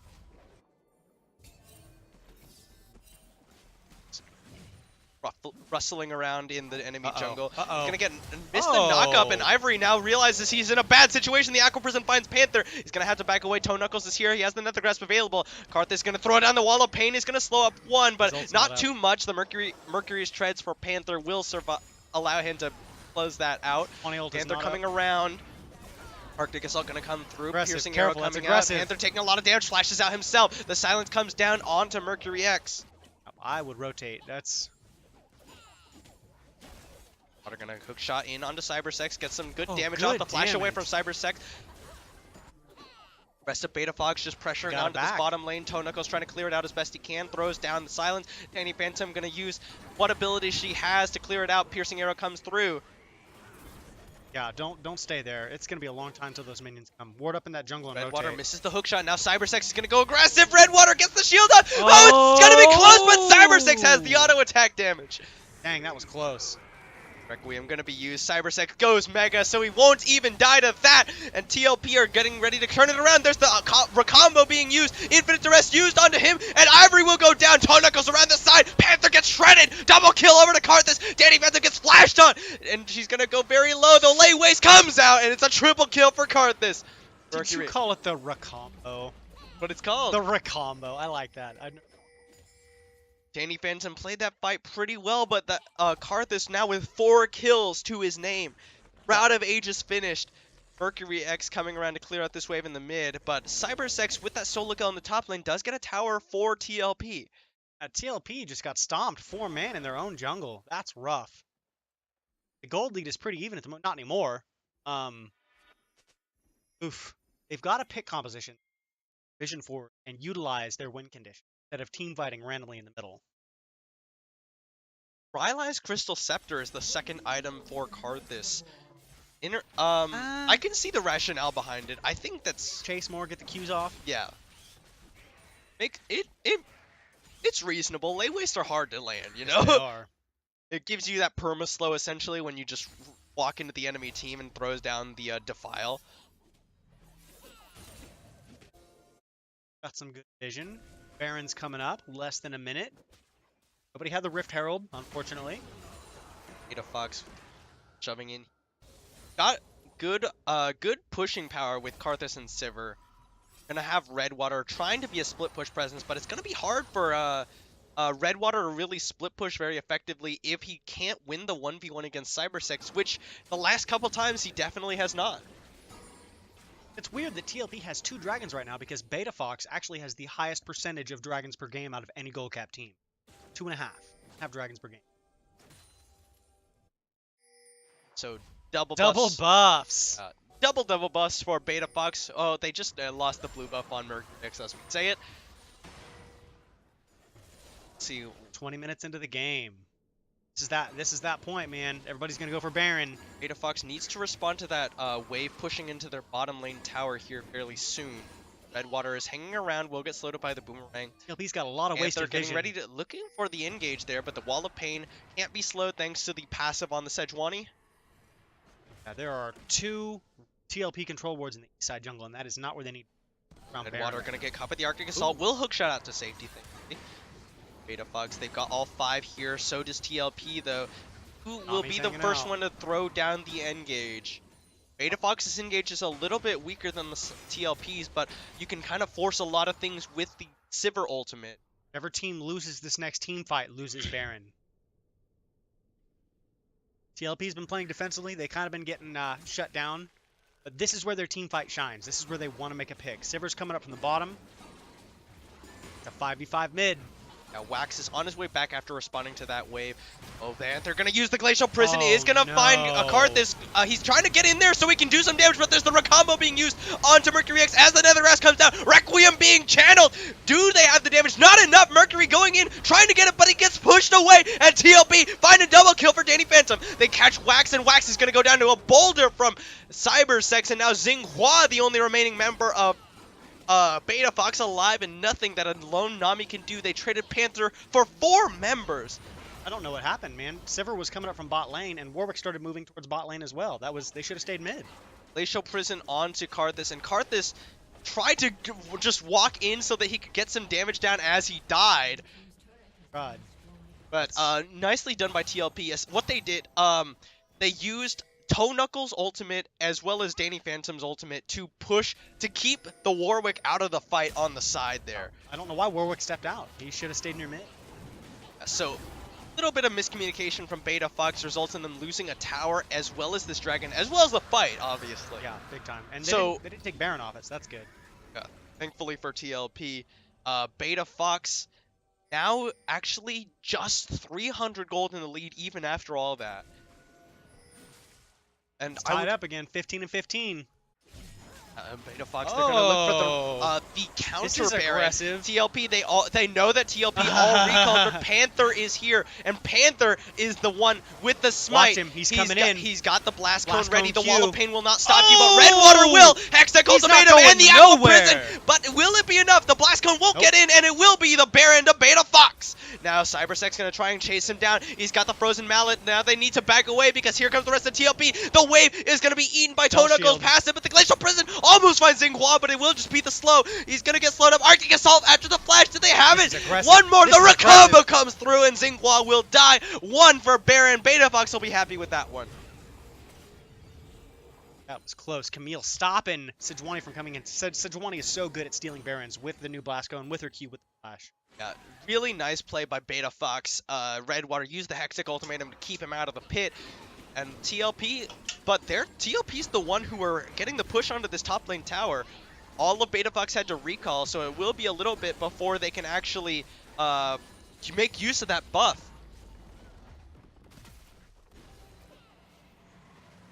Scramble. Everybody run away. Put vision down. Take their jungle. Alright, TLP. Still even though. 39-6, 39-6. Yeah, still very close as far as gold goes. TLP gonna take their time to recall. They gotta get ready for this Baron up wave that Beta Fox is shoving in the mid lane. They actually have just given up this tower. This tower's gone. If Beta Fox will actually attack it. Turning, yeah. Oh, but they have all crunched up. There's a flank coming through from TLP here. But the wall Camille's of coming in pain, too. the wall of pain used to zone them away.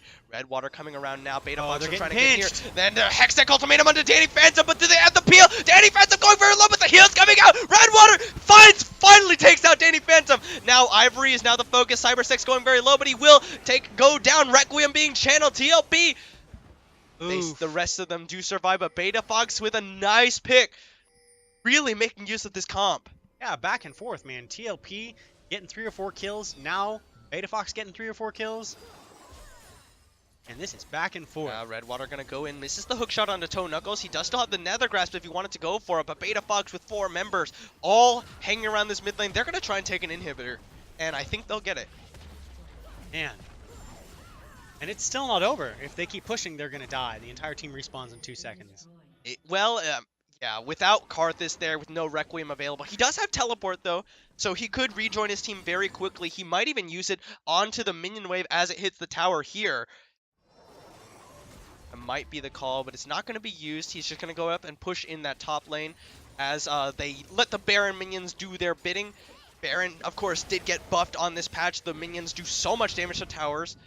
Now Panther going to use the Glacial Prison. He's going to find Mercury X, but that is a tanky member. The Rakamba comes through, but Mercury X is able to just back away here. Man. He queued through. Ivory doesn't actually have his ultimate yet, so Warwick ult is down. TLP running away. Hextech Ultimatum getting ready to come back up. I'm sorry, Beta Fox running away. Cybersex now looking to try and solo out Wax, I don't know but if I do this that. is the boomerang. He's under tower. I don't know if I do Press that. the attack coming through. Wax needs to kite it out a little wow. bit. Cybersex gonna go mega. Oh, he flashed it. Flashes away from it, but it doesn't matter. He's too tanky.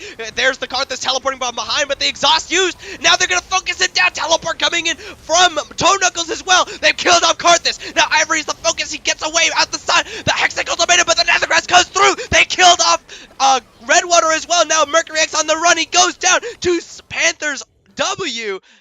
TLP get a big turnaround. Olay. Yeah, and they're finally going to be able to take down this tower outer, and they have there's still 300 gold in the hole. A fiesta. And this is back and forth for both team fights. That was a great team fight by TLP. Granted, Wax was dead at the beginning of it, but with the Hextech Ultimatum being used on Danny Phantom, Toe Knuckles knows he has to cover his ADC, just Nether Grasp down the Bruiser that dives very deep in. Yeah. And that's really kind of a good way, kind of a very good use of Malzahar. TLP definitely has a better team fight composition. Beta Fox has a pick comp. They got the Warwick ult, Hextech Ultimatum, Sivir to chase people down. It's getting to that late game point, man. Whose team fights are better is going to win. Holy. Enjoy your Sejuani while you can, because with the 8.5 patch, the Warmog's heart is not going to activate until 3,000 health. Beta Fox. They still have. Oh, actually no. TLP now are the ones with the gold lead.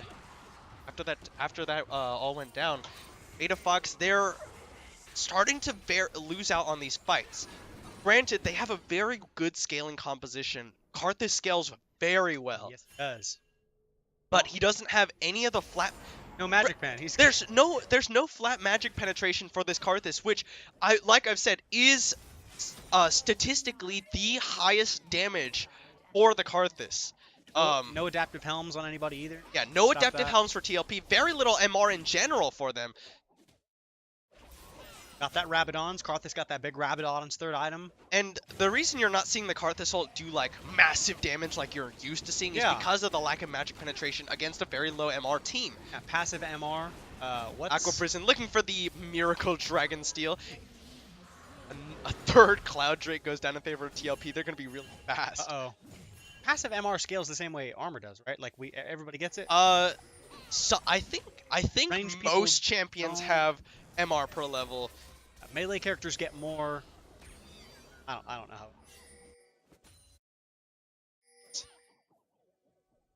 Oh, this is a bad face check. The Wall of Pain being used. Chain of Corruption used. But there's a good tidal wave coming through, but it's not enough. The damage is there for TLP. They killed off Karthus. Karthus is going to pop the Requiem. And 3 members of TLP go very low. no, two of them already die. Panther goes down, and there's Toe Knuckles using the Nether Grass. Wax is going to go down to Cybersex. Will they have the damage? Redwater going to get Flash Malefic Visions, and it will be enough. The ace for TLP, but they lost 3. Surprisingly enough, Gnar did a lot of damage in that team fight. Yeah, that was a lot. Put a lot of damage down. Alright, and TLP, they still got to deal with the Super Minion wave coming in from the mid lane. Holy. This is a close game. This is a close game. It's back and forth. I don't even know who's gonna win. I haven't seen. Well, it's getting down to the wire, and TLP are executing on these team fights really well. TLP has always had a fight, and they've always had good vision. But, yeah, TLP. Okay, all right, we've used the term a lot, but they have been they're veterans of this league, and they've been playing together for a while. They're really very smart about how to play in a coordinated environment. Gotta take a breath. Sometimes you have to take your hands off the keys for like 2 or 3 seconds. Uh-oh, there's the Nether Grass being used. The Karthus just walks into them. He actually flashes into the middle of the team. Danny Phantom going to take some lay waste, but they will successfully disengage. Cybersex has to back away.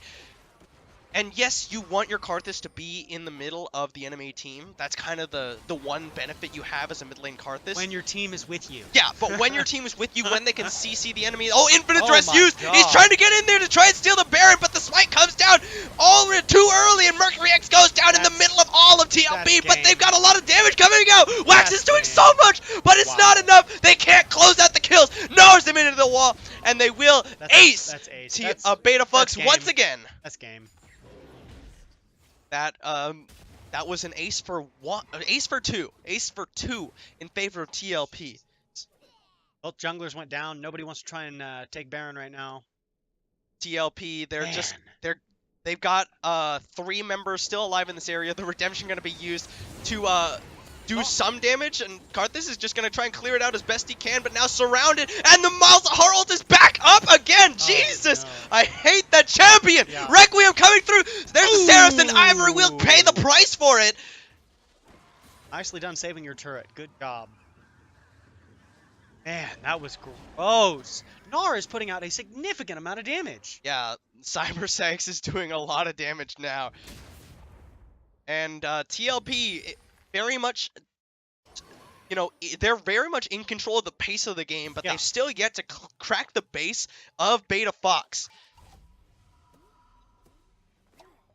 Back and forth. Almost full builds. What do we got here? Trinity, Ravenous, Sterix on Camille. Good choice. Building a little more defensive now that her early game damage is off. It's an on-hit Warwick. Chain of Corruption used onto Xinghua, but no follow-up. Oh, just taking some pokes, man. He just popped that ultimate. Nami just popped that ultimate. Okay, so that's Chain of Corruption used. Beta Fox, this is the time they would really like to force a fight. Oh, hey, there's that magic pen coming out on Karthus. Does the Haunting guy still give magic? I actually don't know, but hold on. Panther gets face checked into, but there's the Recombo being used, and the Nethergrass just Mercury X just dies. Glacial Prison.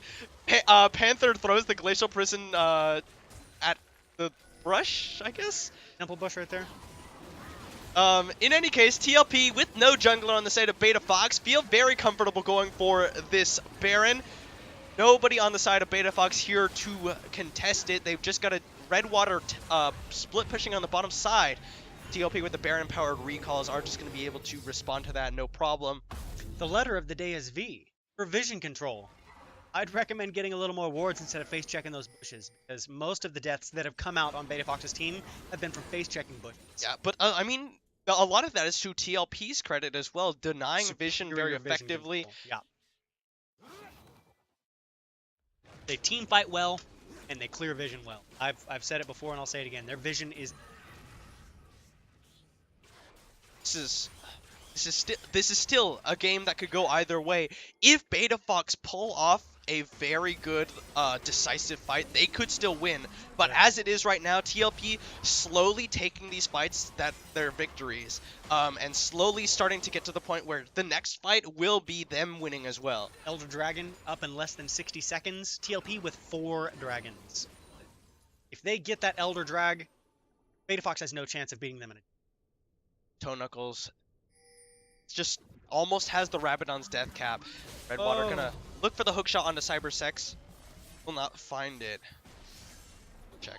Hunting, guys. It does not give any flat magic penetration. TLP, they're looking to try and pick off Redwater, but Panther might be a little bit deep here. He's got Ivory backing him up, the Aqua Prison, but none of Beta Fox are there to follow. And now the hookshot comes through. Him. They will finally get a lot of damage off. The Rakama comes through. Panther taking a lot of damage, but they're shredding down Redwater. Redwater dies instantly. Karthus running for his life, but he will just go down. Death Defile, the Requiem channeled. They've got enough shields. They gotta survive. And Ivory is just gonna back away. Cybersex gets in and gets a good gnar. One into the wall and one into the team. Nethergrass. Mercury X comes out. Not Nethergrass. The Infinite Dress was used. That was where the suppression was coming through, but it doesn't matter. He goes down 3-for-0 in favor of TLP. I was wrong. It's not Elder Drag back up. It's another Infernal. Game is literally, they've taken that many drag.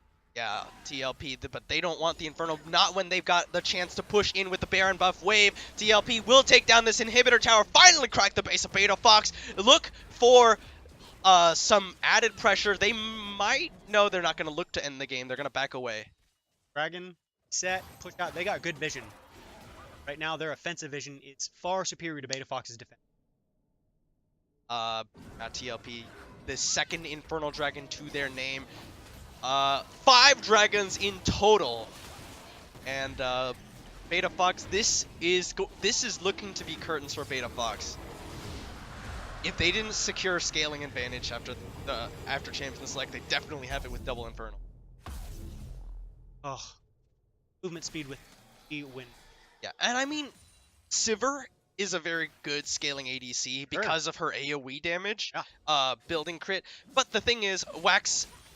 He is going for Blade of the Ruin King, which, okay, so I understand that you're really struggling to deal with the health stacking tanks from Gnar and Sejuani, but the thing is you don't have an Infinity Edge.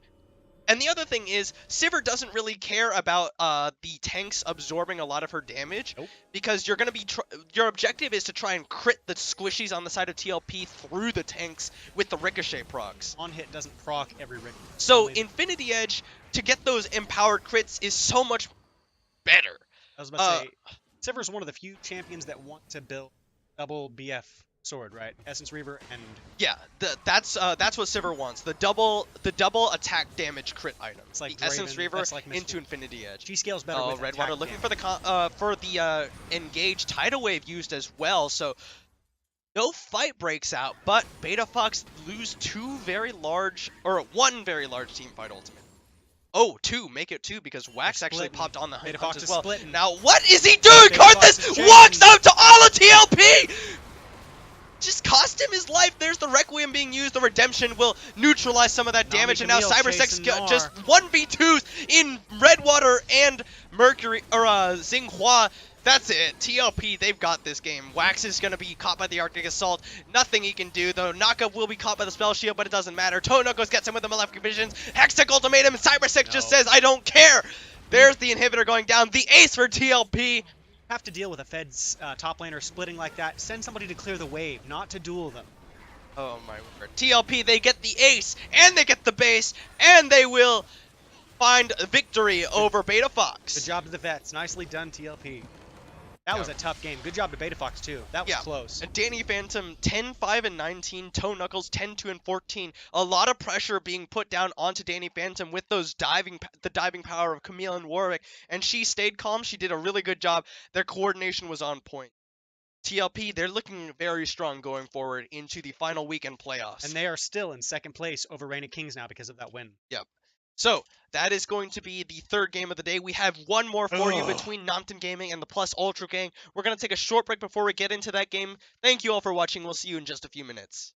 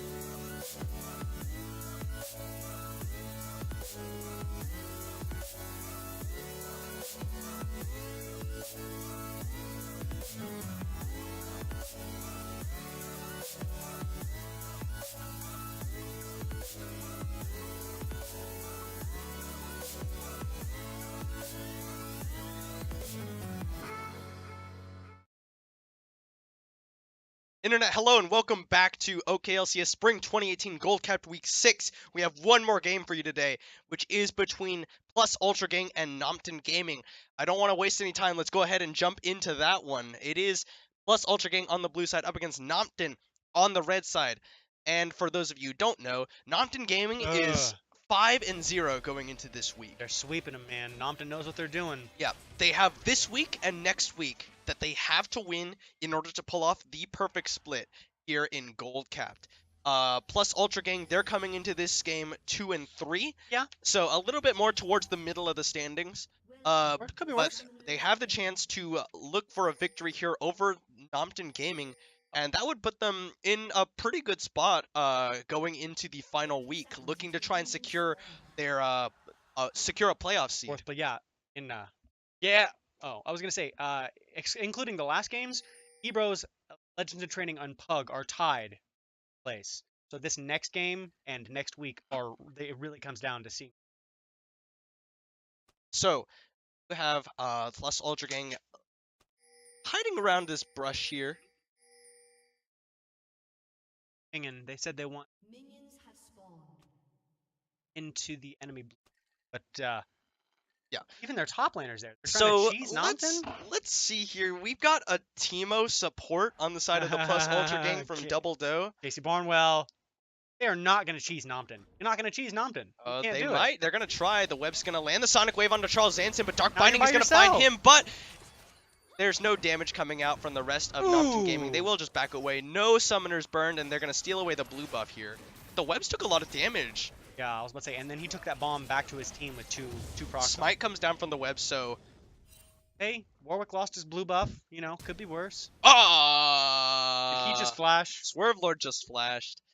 That is not great. Thankfully for them, Nompton Gaming did not see that, so they don't, doesn't immediately paint a target on Swerve Lord's back. I'm used to seeing Swerve play Vel'Koz support, so this is interesting. Good lane right now. And Warwick going in to steal that blue buff back from Pug. Yeah. He's going to take his blue buff.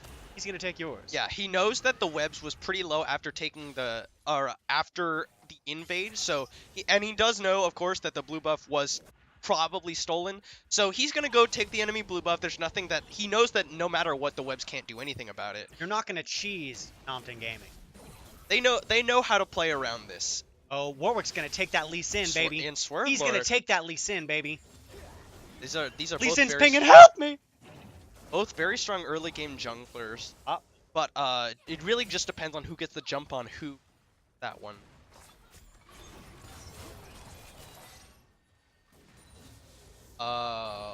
Alright, so as far as this game goes, we'll take a look at the picks and bans. On the side of Plus Ultra Gang, they banned away Illaoi, Volibear, and Victor. John McCloud played Illaoi? Oh, most definitely. Right, yeah. He pops off. He had a very good Illaoi game. I don't expect him to be allowed that champion anymore. God bless. What about the bans for On the Nompton? other side, Nompton bans away Jinx, Shen, and Leona. Swerve getting pushed out of his own lane. Yeah, Irexi is asserting some dominance. Yeah, I'm not surprised about the Leona. Jinx, Shen, and Leona, yep. Double No has shown an affinity for that Leona champion. I'm guessing they didn't want to. Good Dark Binding onto Double Do. Just gonna throw on the Tormented Soil. Who is it on Pug that likes to play Maokai? Top laner or the jungler? I couldn't tell you. But the second rotation of bans, Kled and Ornn taken away by plus Ultra Gang away from Jamba Clout. And then Maokai and Skarner denied to the side of plus Ultra Gang. Your 26 CS to 11. Ugh. That is a meat. Which is really surprising. You'd think with the range that Vel'Koz has, he'd be able to push out of lane. Yeah. Okay, Tyrant King Kerr just pops the Sanguine Pool, drops him 20% of his current HP for whatever reason. Is there a way for him to heal that back? Yeah, of course. You've got the Q coming out there. Good Dark Binding onto the webs, but the Sonic Wave will land. He flashes and gets the heal from Charles Sanson, so they do have that available. Rick's coming in mid. It's creeping up. Swerve Lord is actually no vision. There's no damage, and Rexy goes in onto him. He doesn't even need it. Swerve Lord is gonna use the Summoner Barrier. Do they have it? No. The Warwick is just gonna run give in, the kill get to his the mid fear off, laner. and Irexy will Blast just that mastery. auto attack him down. He didn't even try to take that kill from him. First blood for Irexy. Nicely done by Shikugmi to secure that kill over to Irexy. And Nazir with a first blood and 20 CS lead. Huge CS. Warwick didn't even try to Q or auto attack. He literally got past him with his passive. Or his just ran him down, gives Feared the him fear back to backwards, and Swerve Lord had already burned both his barrier, and unbeknownst to Nompton, his flash as well. But are able to pick that one up. You know, I am excited to meet Nompton Gaming in person at finals. I'd love to meet the guys that play this team. AJ, kind of low mana right now. Okay, so, my name's KJ does actually have a CS lead over Charles Zanson thanks to the pressure acquired from the gang from the webs. Yeah. But I just sort of fail to see the benefits of picking this Teemo support. Yeah. Unfortunately, sitting on a ward there, so. I love lane ganks. They're just gonna waste some time from him. Don't throw out any skill shots at him. Just play safe so that. He wastes his time. Yeah, he wastes his time there. Can't put pressure on anywhere else in the map, then you're doing your job. So, yeah, so what we were talking about in the mid lane matchup, Vel'Koz versus Azir. Speaking of which, Swerve Lord picks up a Spell Thief's Edge. Okay. I don't remember. I don't think there's really much benefit to taking the support items on laners anymore. Yeah. You're gonna take some damage there. That my name's KJ gonna come forward, just gonna put some damage down because the webs is here. God. Ooh, good spread from the Sonic Loopy's Wave, toast. but Loopy does not have his flash, and Double will pick up the kill. Team. Oh, teleport coming in from Jamba Cloud. He does have level 6. He's got the equalizer ready. There it is. It's gonna burn down. Double is sitting on the equalizer. Flash out over Charles Zanson. Jamba Cloud is gonna make it out just barely. They fear the webs back out, and they will pick up the kill. Now Swerve Lord gonna pop down the life form disintegration ray. Rexy going very low. Auto attack. Swerve Lord gets the solo kill. My name's KJ getting chased down by Shikugmi. Do they have it? Flash auto. Do they have the Q? One more. Yes, he will get it, but he will die to the tower. Yeah. Spell Thieves, now, if you even attack a minion, you cannot gain passive gold. So if you're CSing, you will gain nothing from that except for wards. Yeah, I failed to see the benefits of going Spell Thieves on laners. Not good enough. Yeah. Changed it. They nerfed the hell out of it.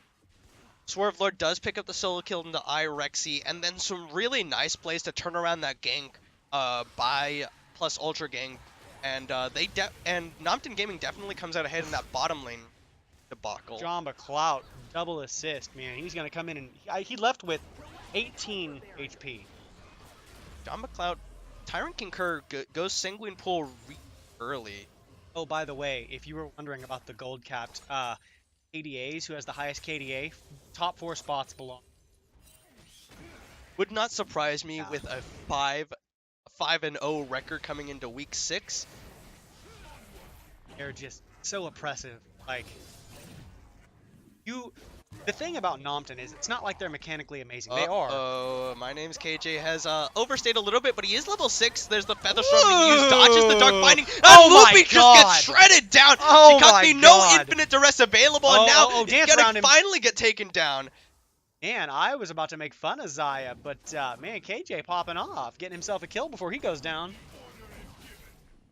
Nicely done. A little bit, Oh, somewhat no. Oh, wow. Oh, The Flame Spitter no. coming down. John McCloud is just trying to kill off the webs. Those Electro Harpoons got are his doing so ult. much He's damage. gonna The do Equalizer used, but no flashes to get onto him with the Flame Spitter. Now Tyrant King Kerr, he pops down the Hemo Plague. They've got Swerve Lord here as well. Life Burn Disintegration Ray is available, but he's going to use the Electro Harpoons to slow up Tyrant King Kerr and run himself out of there. Nope.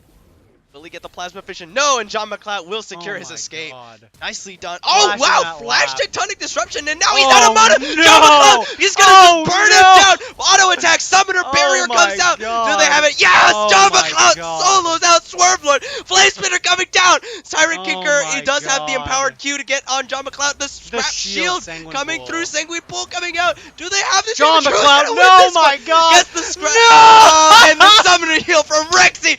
John McCloud's on a killing spree. God. What was that? Just forfeit. Oh my God.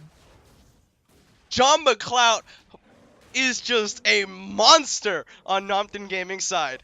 And he, the web's now trying to get his blue Oh, buff, and man. Shikakmi, the infinite duress used. Nope. Irexy gonna follow through with the, no, he doesn't get the full one, but Shikakmi gonna die to the tower. Oh man.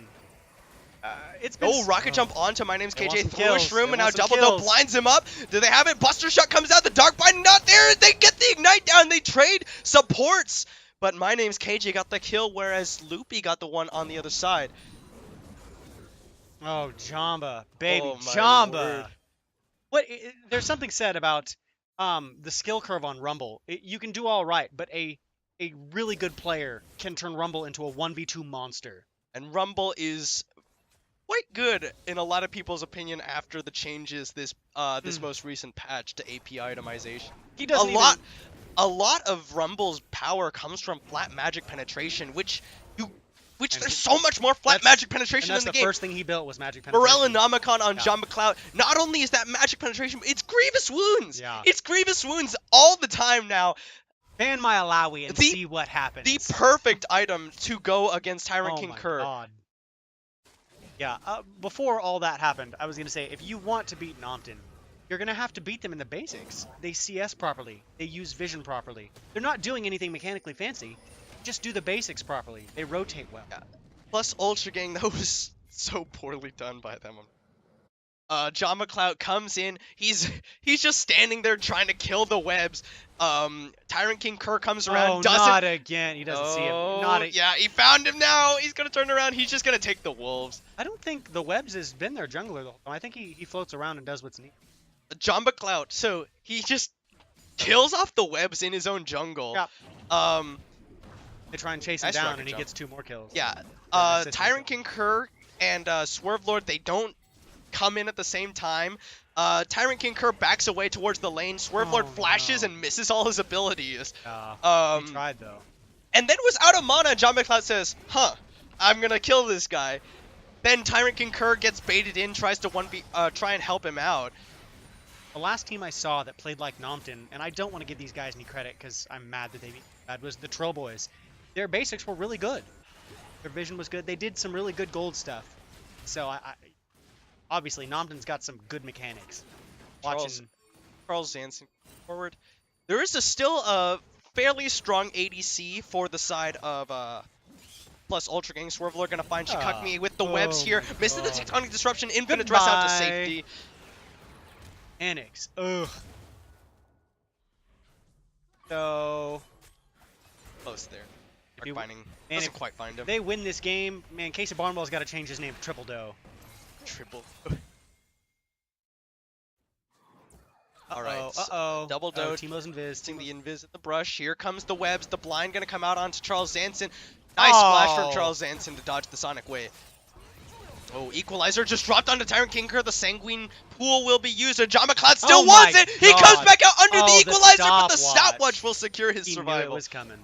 Ooh, close. Very, very close for Tyrant King Kerr. It's still a close game. You know, they're not winning by a lot. Ugg could turn this around. 2.8k gold in favor of Nompton. They're Yeah. looking very good so far, and with 3 kills on John McLeod's Rumble, 2 level lead, I don't know really at all why Tyrant Kinker is still here, but John McLeod's going to have a hard time diving after how low he is, but he's going to go for it anyway. The Flame Spitter goes down, but he's taking tower aggro. What is he doing? Oh, What was that? He's cheesing. He knows that he doesn't have A to. Sanguine Pool was available. Why would you do that? He wants a better lane matchup. He's given Peyton, he's given Tyrant Kinker all, the kill gold. Wants to see what's good. This is like Goku versus any boss. You gotta power up and see who's the best versus you. Oh, the Loopy has gone a little bit deep there. The Dark Binding misses, and he's gonna go down, just auto to death. The feathers flying through him, and My Name's KJ picks up 1 back for Plus Ultra Gang. Gold pretty even, 20 to 22. It's less than 2k gold lead now for Nompton after that shutdown gold goes over. Sin clearing out vision. Not doing too well. I mean, Lee Sin took a pretty good nerf with the loss of Tracker's Knife. Yeah, the loss of Tracker's Knife was pretty big for Lee Sin, and Lee Sin wasn't in that great a place to begin with, but he's going to come around and help actually Tower First Blood be picked up for Plus Ultra Gang. So, wow, and after that, it's less than 500 gold in between the two teams. Wow. John McLeod does pick up the Sork shoes, though, so that's some more flat magic penetration. Tyrant Kinker, at the very least, picks up Mercury's Tread, so there's some MR for him. Building defensively, that's fair. Oh. Tip, almost got him. But there's a very large lead as far as gold goes in favor of Irexi, and Tyrant Kinker is burning, getting incinerated. Irexi is. Oh, yeah, look at John. Look at how much damage he takes from that. Jesus Christ. Ridiculous. Yeah, that magic pen. The magic pen. The Sorcerer Shoes and Morellonomicons. Double magic pen. He's just going to be looking for more with the more than likely an Oblivion Orb here fairly soon. Oh, but KJ's Irexi's going to find My Name's KJ, but he just jashed in between a lot of members, then he gets rid No by the feathers, way. flashes away. Swarmlord gets it with the left arm disintegration ray. The Emperor's Divide comes out too late. Featherstorm used. They catch. She cucked me as well. And now John McLeod is going down. Wow. 5 members of the Plus Ultra Gang surround 3 on the side of Nompton, and Nompton gives up the Rift Herald and 3 kills. That's 5 people on Rift, and that's how you take down members of Nompton. You pick them. They had better vision there. It's like Tristan is going to try and take bot lane. I don't think they were expecting all of them around. 5 people, Irexi thinks, I've got to pick on the ADC, guys, and then dashes into the middle of 5 members of the Plus Ultra Gang. KJ doing what he wants. Oh my word. Yeah, My Name's KJ. 5, 2, and 3 now on this Xayah. Double Dorans, Azir, And that he's gonna be the one trying to carry this game for Plus Ultra Gang. He knows Tristan is there. He knows Tristan is there. Spellbinder for Swerve Lord. They're coming in. Here we go, Infinite Duress in. He steals it! She Shikagami stole the Infernal Dragon for Nompton! Now Charles Edson rockets onto My Name's KJ. Buster shots him for the kill. They've killed off the webs. And now it's a big swing back in favor of Nompton. Tyrant King Kirk caught by the Dark Binding Sanguine Pools. Too late. Ignited down. And he will just burn. Loopy picks up the kill. That was rough. Wow. Nicely done by Nompton Gaming. My word. Charles Anson he was getting bullied around in lane, and he's just like, all right, this is my chance. Rocket jumps in, gets a couple kills. Not a bunch, but like, yeah, nicely done by Charles Anson. hide in that bush, knowing his team was going to come and back him up. John McLeod teleports back into the top lane to clear that out. Still got Rift Herald. Rift Herald is on the table. Do we know what the numbers on top of Rift Herald mean? Icon? Because sometimes it's always different. That's vision score. Oh. The numbers on top of the wards are vision. Or the trinkets are vision. I didn't know that. Learned something today. Oh, Tyrant King Kerr about to get dove. They're trying to... No, they're just going to take the tower. They can walk away. If they had baited out the Sanguine Pool, I'm sure they would have gone for the dive. But they didn't, so they take the tower. That's all they want. It's going to be close. I don't think the Plus Ultra Gang is not going to be able to pick it up yet. I wouldn't want to. 3 towers to 1 in favor of Nompton. Tough matchup. Tyrant King Kerr. Actually, John McLeod got behind him somehow. He's just going to chase him down. The Equalizer goes down. He's burning away. No Sanguine Pool available. Nullifying Orb eaten immediately. There's the Azir tower coming down as Nompton Gaming set up a push as Tyrant King Kerr has already died. Pug ain't got no tanks, man. And no tank on the side of the Pug can plus tank a ultra gang. little bit, but This is this does not bode well for plus ultra gang, but they're hanging in there. It's not too big of a CS discrepancy yet. Swerve Lord, if he can burn down the Life Form Disintegration Ray on a get a good ultimate off and burn away a lot of their health bar, Yeah. My Name's KJ could potentially clean up. KJ's 5-3. He's got the most kills in the game right now. Charles Hansen gonna take a lot of Oh my God. word! The Life Form Disintegration Ray plus the Vel'Koz passive. Charles Hansen just sort of walks into a large amount of damage, and the Webs pops the Rift Herald in the bottom Tier lane, and they're going to 2. pick up a tier 2 in the bottom lane for plus Ultra Gang. Done. Not quite. I lied. You didn't get it? Get it yet? Not yet. Oh, that's okay.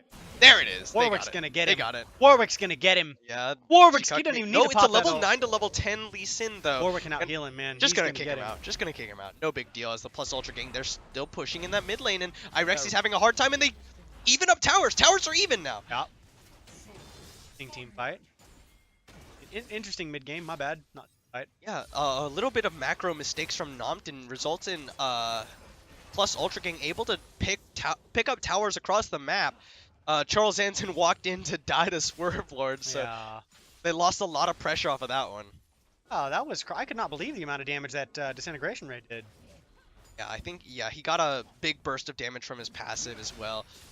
Damage. Ugh. I'm not sure how I feel about the Oblivion Orb first item on Swerve I Lord. was about to mention that. I don't think it's a good... You're not chasing people. There's no point in having it. Well, I mean, it's a good item to have, and he can pop it as he's about to use his combo. It makes a lot of it kind of makes sense, but you could say that about a lot of mid lane. But Because the active I don't know. allows You don't have movement speed, right? what do you? You don't have any CDR from that build.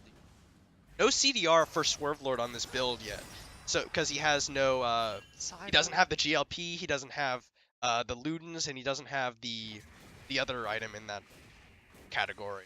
Andres? Is that No, it's not Leandries. It's the other Rellos? Seraphs. Seraphs and Break. Yeah, the orb,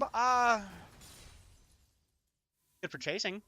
It's good for chasing. It's also technically good for kiting too. Yeah.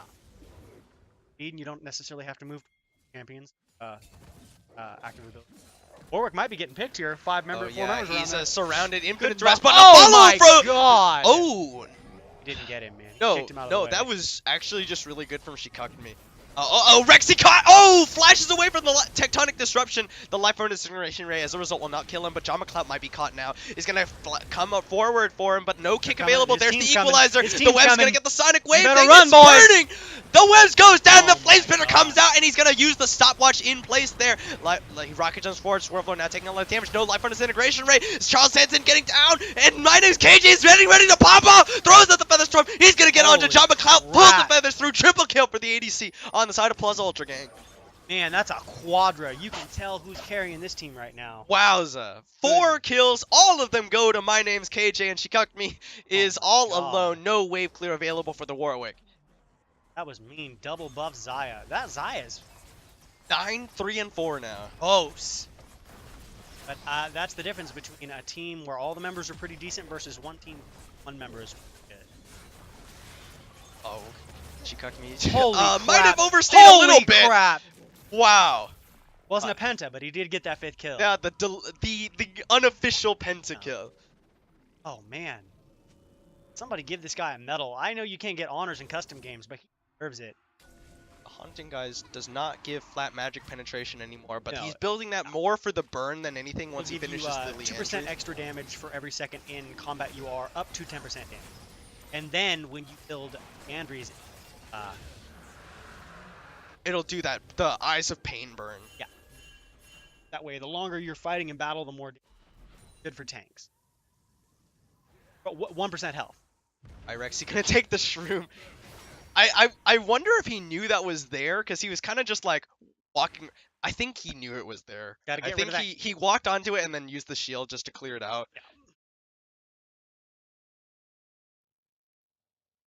Popping over a ward. Nompton got some vision around Baron. Just a little bit, really. Little Not bit. a whole lot of vision.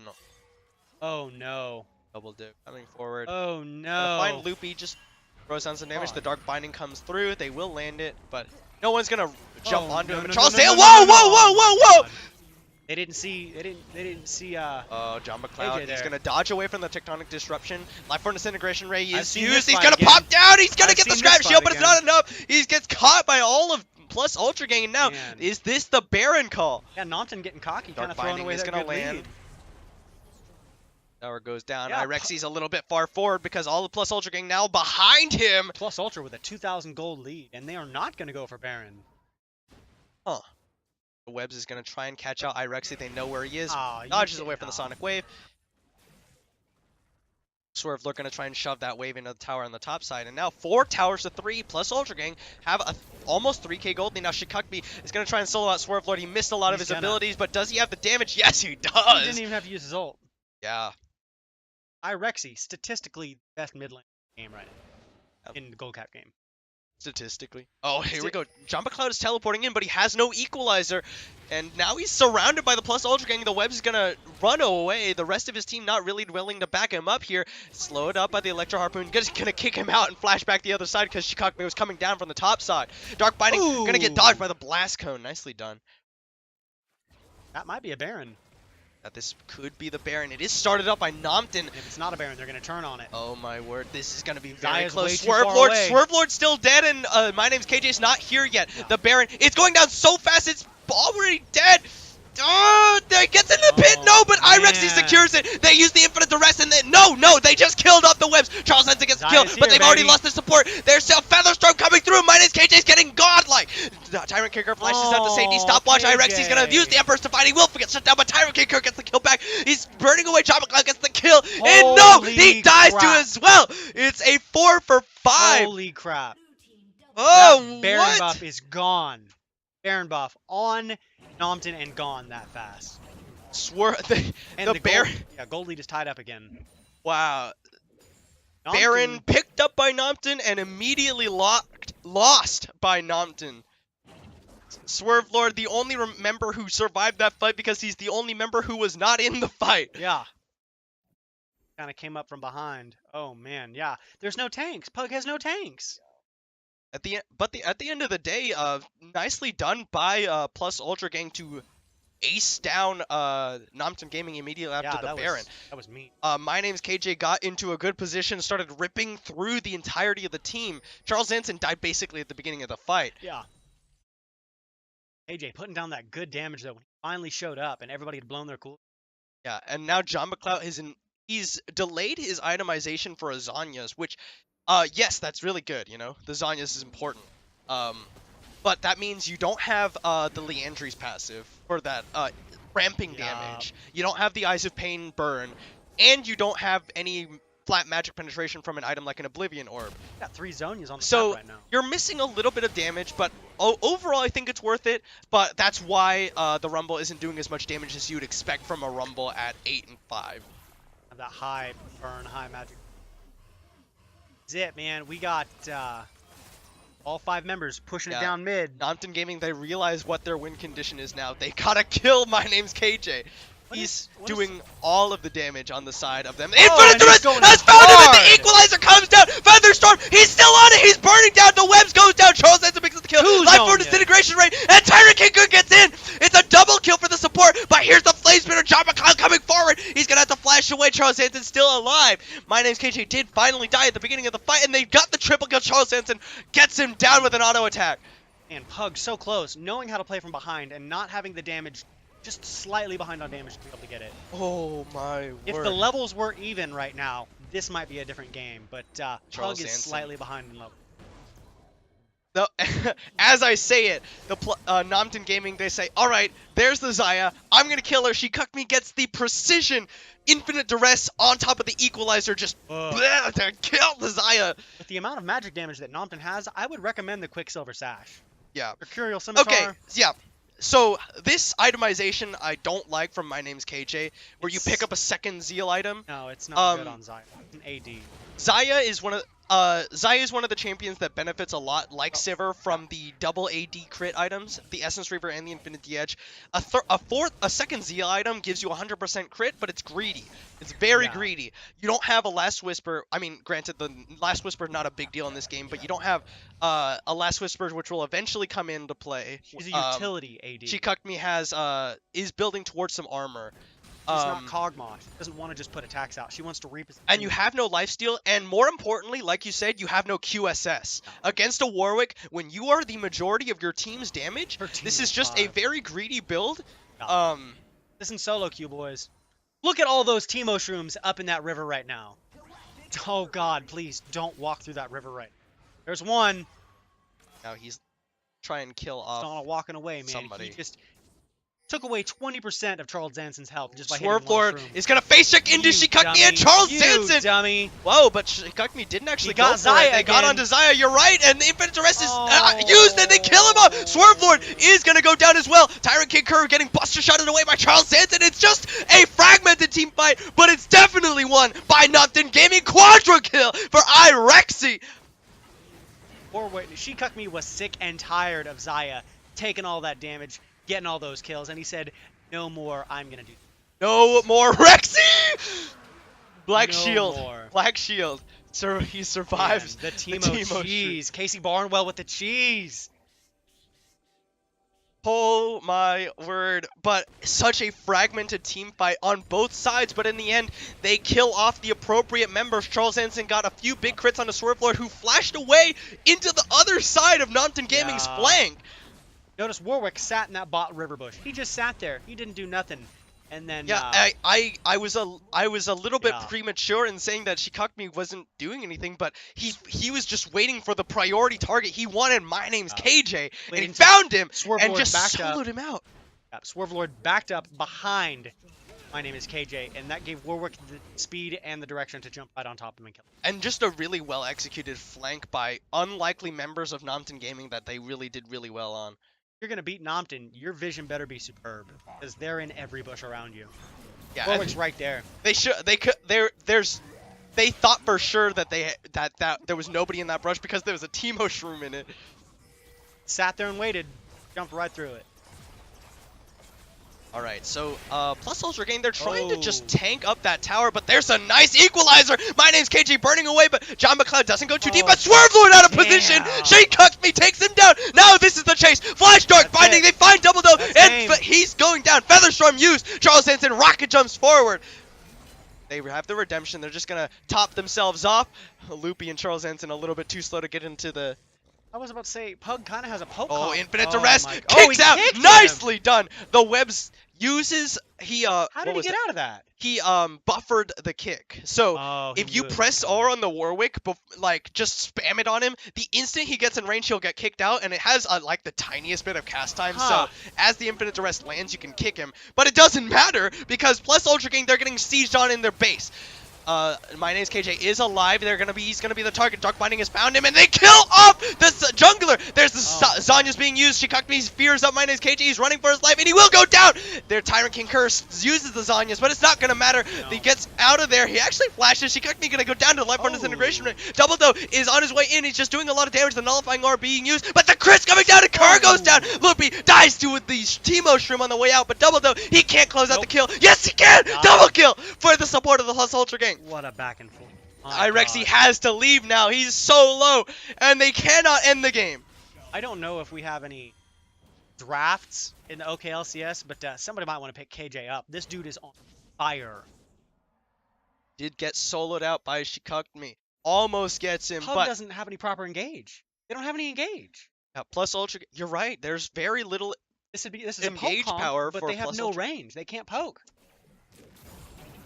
I mean, Vel'Koz is about the only poke they got. Lee Sin can poke, but who does that leave you? I mean, Sanguine Pool floating underneath.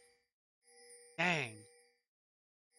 John McLeod, Finishes off the Leandries finally. Looks like he's building Banshees Beyond as plus Ultra Gang. They're going for the Baron. Let's do it, guys. There's no vision. We can do it. Yeah, they have a Mountain Drake, and yeah, nobody knows it's going down. Here it comes, man. They probably have an jump in idea. and kill all of them. Oh my word! Tristana can jump in and kill Charles Zanson, all does of he? them. He doesn't even know. He doesn't even know. Oh my god! You better run, boy. Wow. Okay, so the webs gets executed. Shikakmi is not able to get in there he in knows time, so now. Double Dose secures it, but they will kill him off as well. Owie.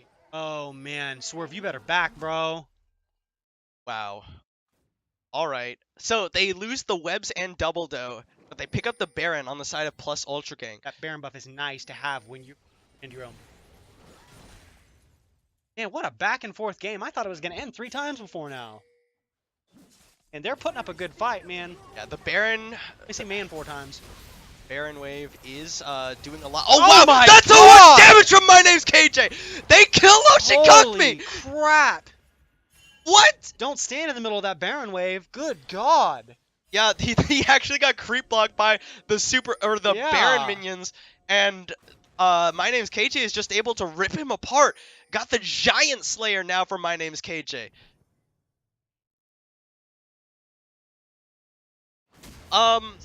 Somebody better. I disagree. I think the Leandries, and then probably flat magic penetration would also be good on Teemo. Yeah. But the Leandries is definitely the core of Teemo's shroom damage.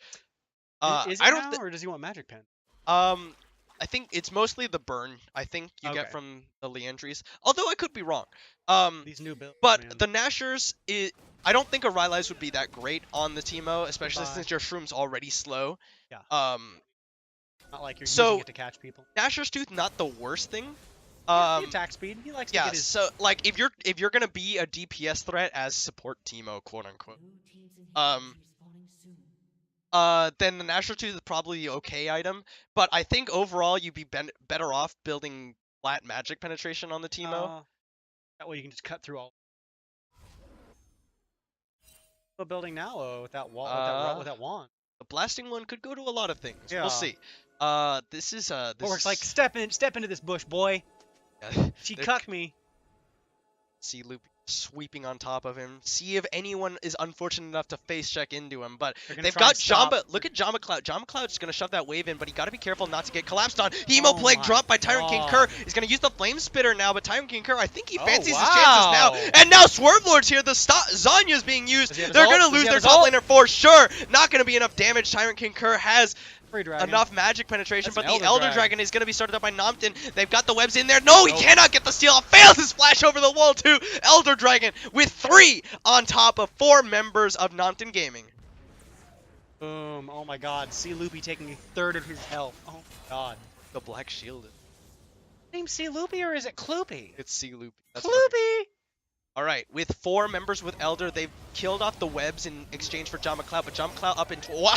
They gotta be careful here! The Featherstorm used! Shikakmi goes in, Infinite Rest is not onto My Name's KJ! Shikakmi goes down! My Name's KJ flashes away after the damage, Lasagna's coming out, Charles Sanson double kills him! Auto attacks him over the wall, Buster shots away Tyrant King Kerr. Oh! That's a big crit! That's a big explosive charge! Swerve Lord now in trouble as Irex is gonna get onto him.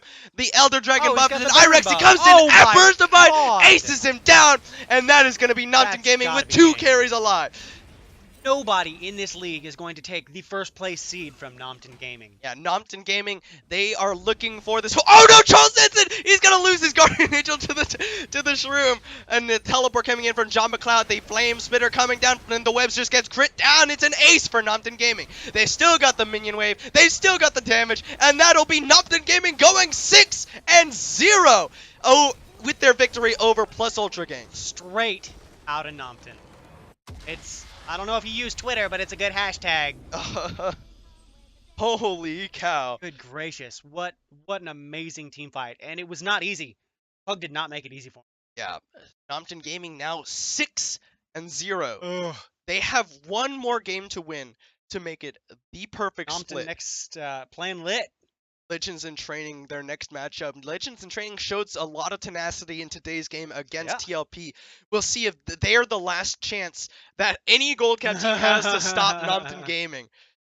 Let's say, cheese them, do something, find a way to stop Nompton from steamrolling. No matter what happens though, since Nompton Gaming, the next team that has the chance to close the gap, if Nompton Gaming loses, next week and TLP Man. wins, Nompton will still be in first seed. Nompton has secured themselves first seed in Gold Cap playoffs because of the tiebreaker they have over TLP. If Legends in Training do not beat Nompton, that means it's up to Ebros and Pug. Whoever Or I'm sorry, wins, yeah, Legends in Training played Reign of King's Gold. I'm sorry. Ebros and Pug are tied for 4th place if So LIT does not so beat Nompton. let's Nompton Gaming has secured themselves first seed. Most death. TLP, since they have the tiebreaker over Reign of King's. Well, TLP's got 5 wins right Yeah, TLP is up a win. Oh yeah, so even if TLP lost and Reign of King's Gold won, now. they also have the tiebreaker over Reign of King's Gold, Nompton, which means that TLP has also secured second seed. hey, it's not 3rd either. Good job, TLP. 2nd seed. Look Well, at you. if they lose in semifinal Oh, shit. and then they lose in the third place match, then they still could end up third seed. Nompton. We're not gonna try and curse you or anything, but that's it's still a possibility.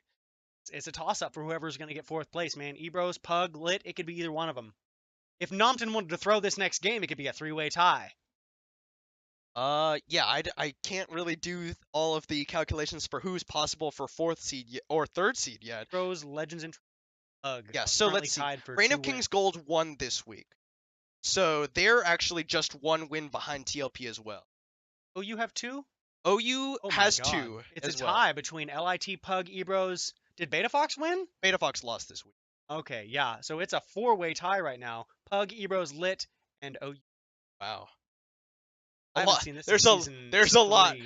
This next week is gonna matter a lot. I'm not gonna Season do all 2. the calculations. There are people in Gold Cap who like doing these maths, so I'll leave it to them. We're gonna be done for the day. We have Jesus. Diamond Capped week 6 tonight at 6, and then of course Platinum Capped week 6 tomorrow night at 6. So we're going to be done for the day. Thank you all so much for watching. I'm Alex HNA22. Casey Carradine Dodds, thank you for coming here and casting with us. This made casting Gold Cap a real pleasure. In any case, that is going to be it for us. We're going to go for now. Thank you all for watching and hope to see you tonight and next week.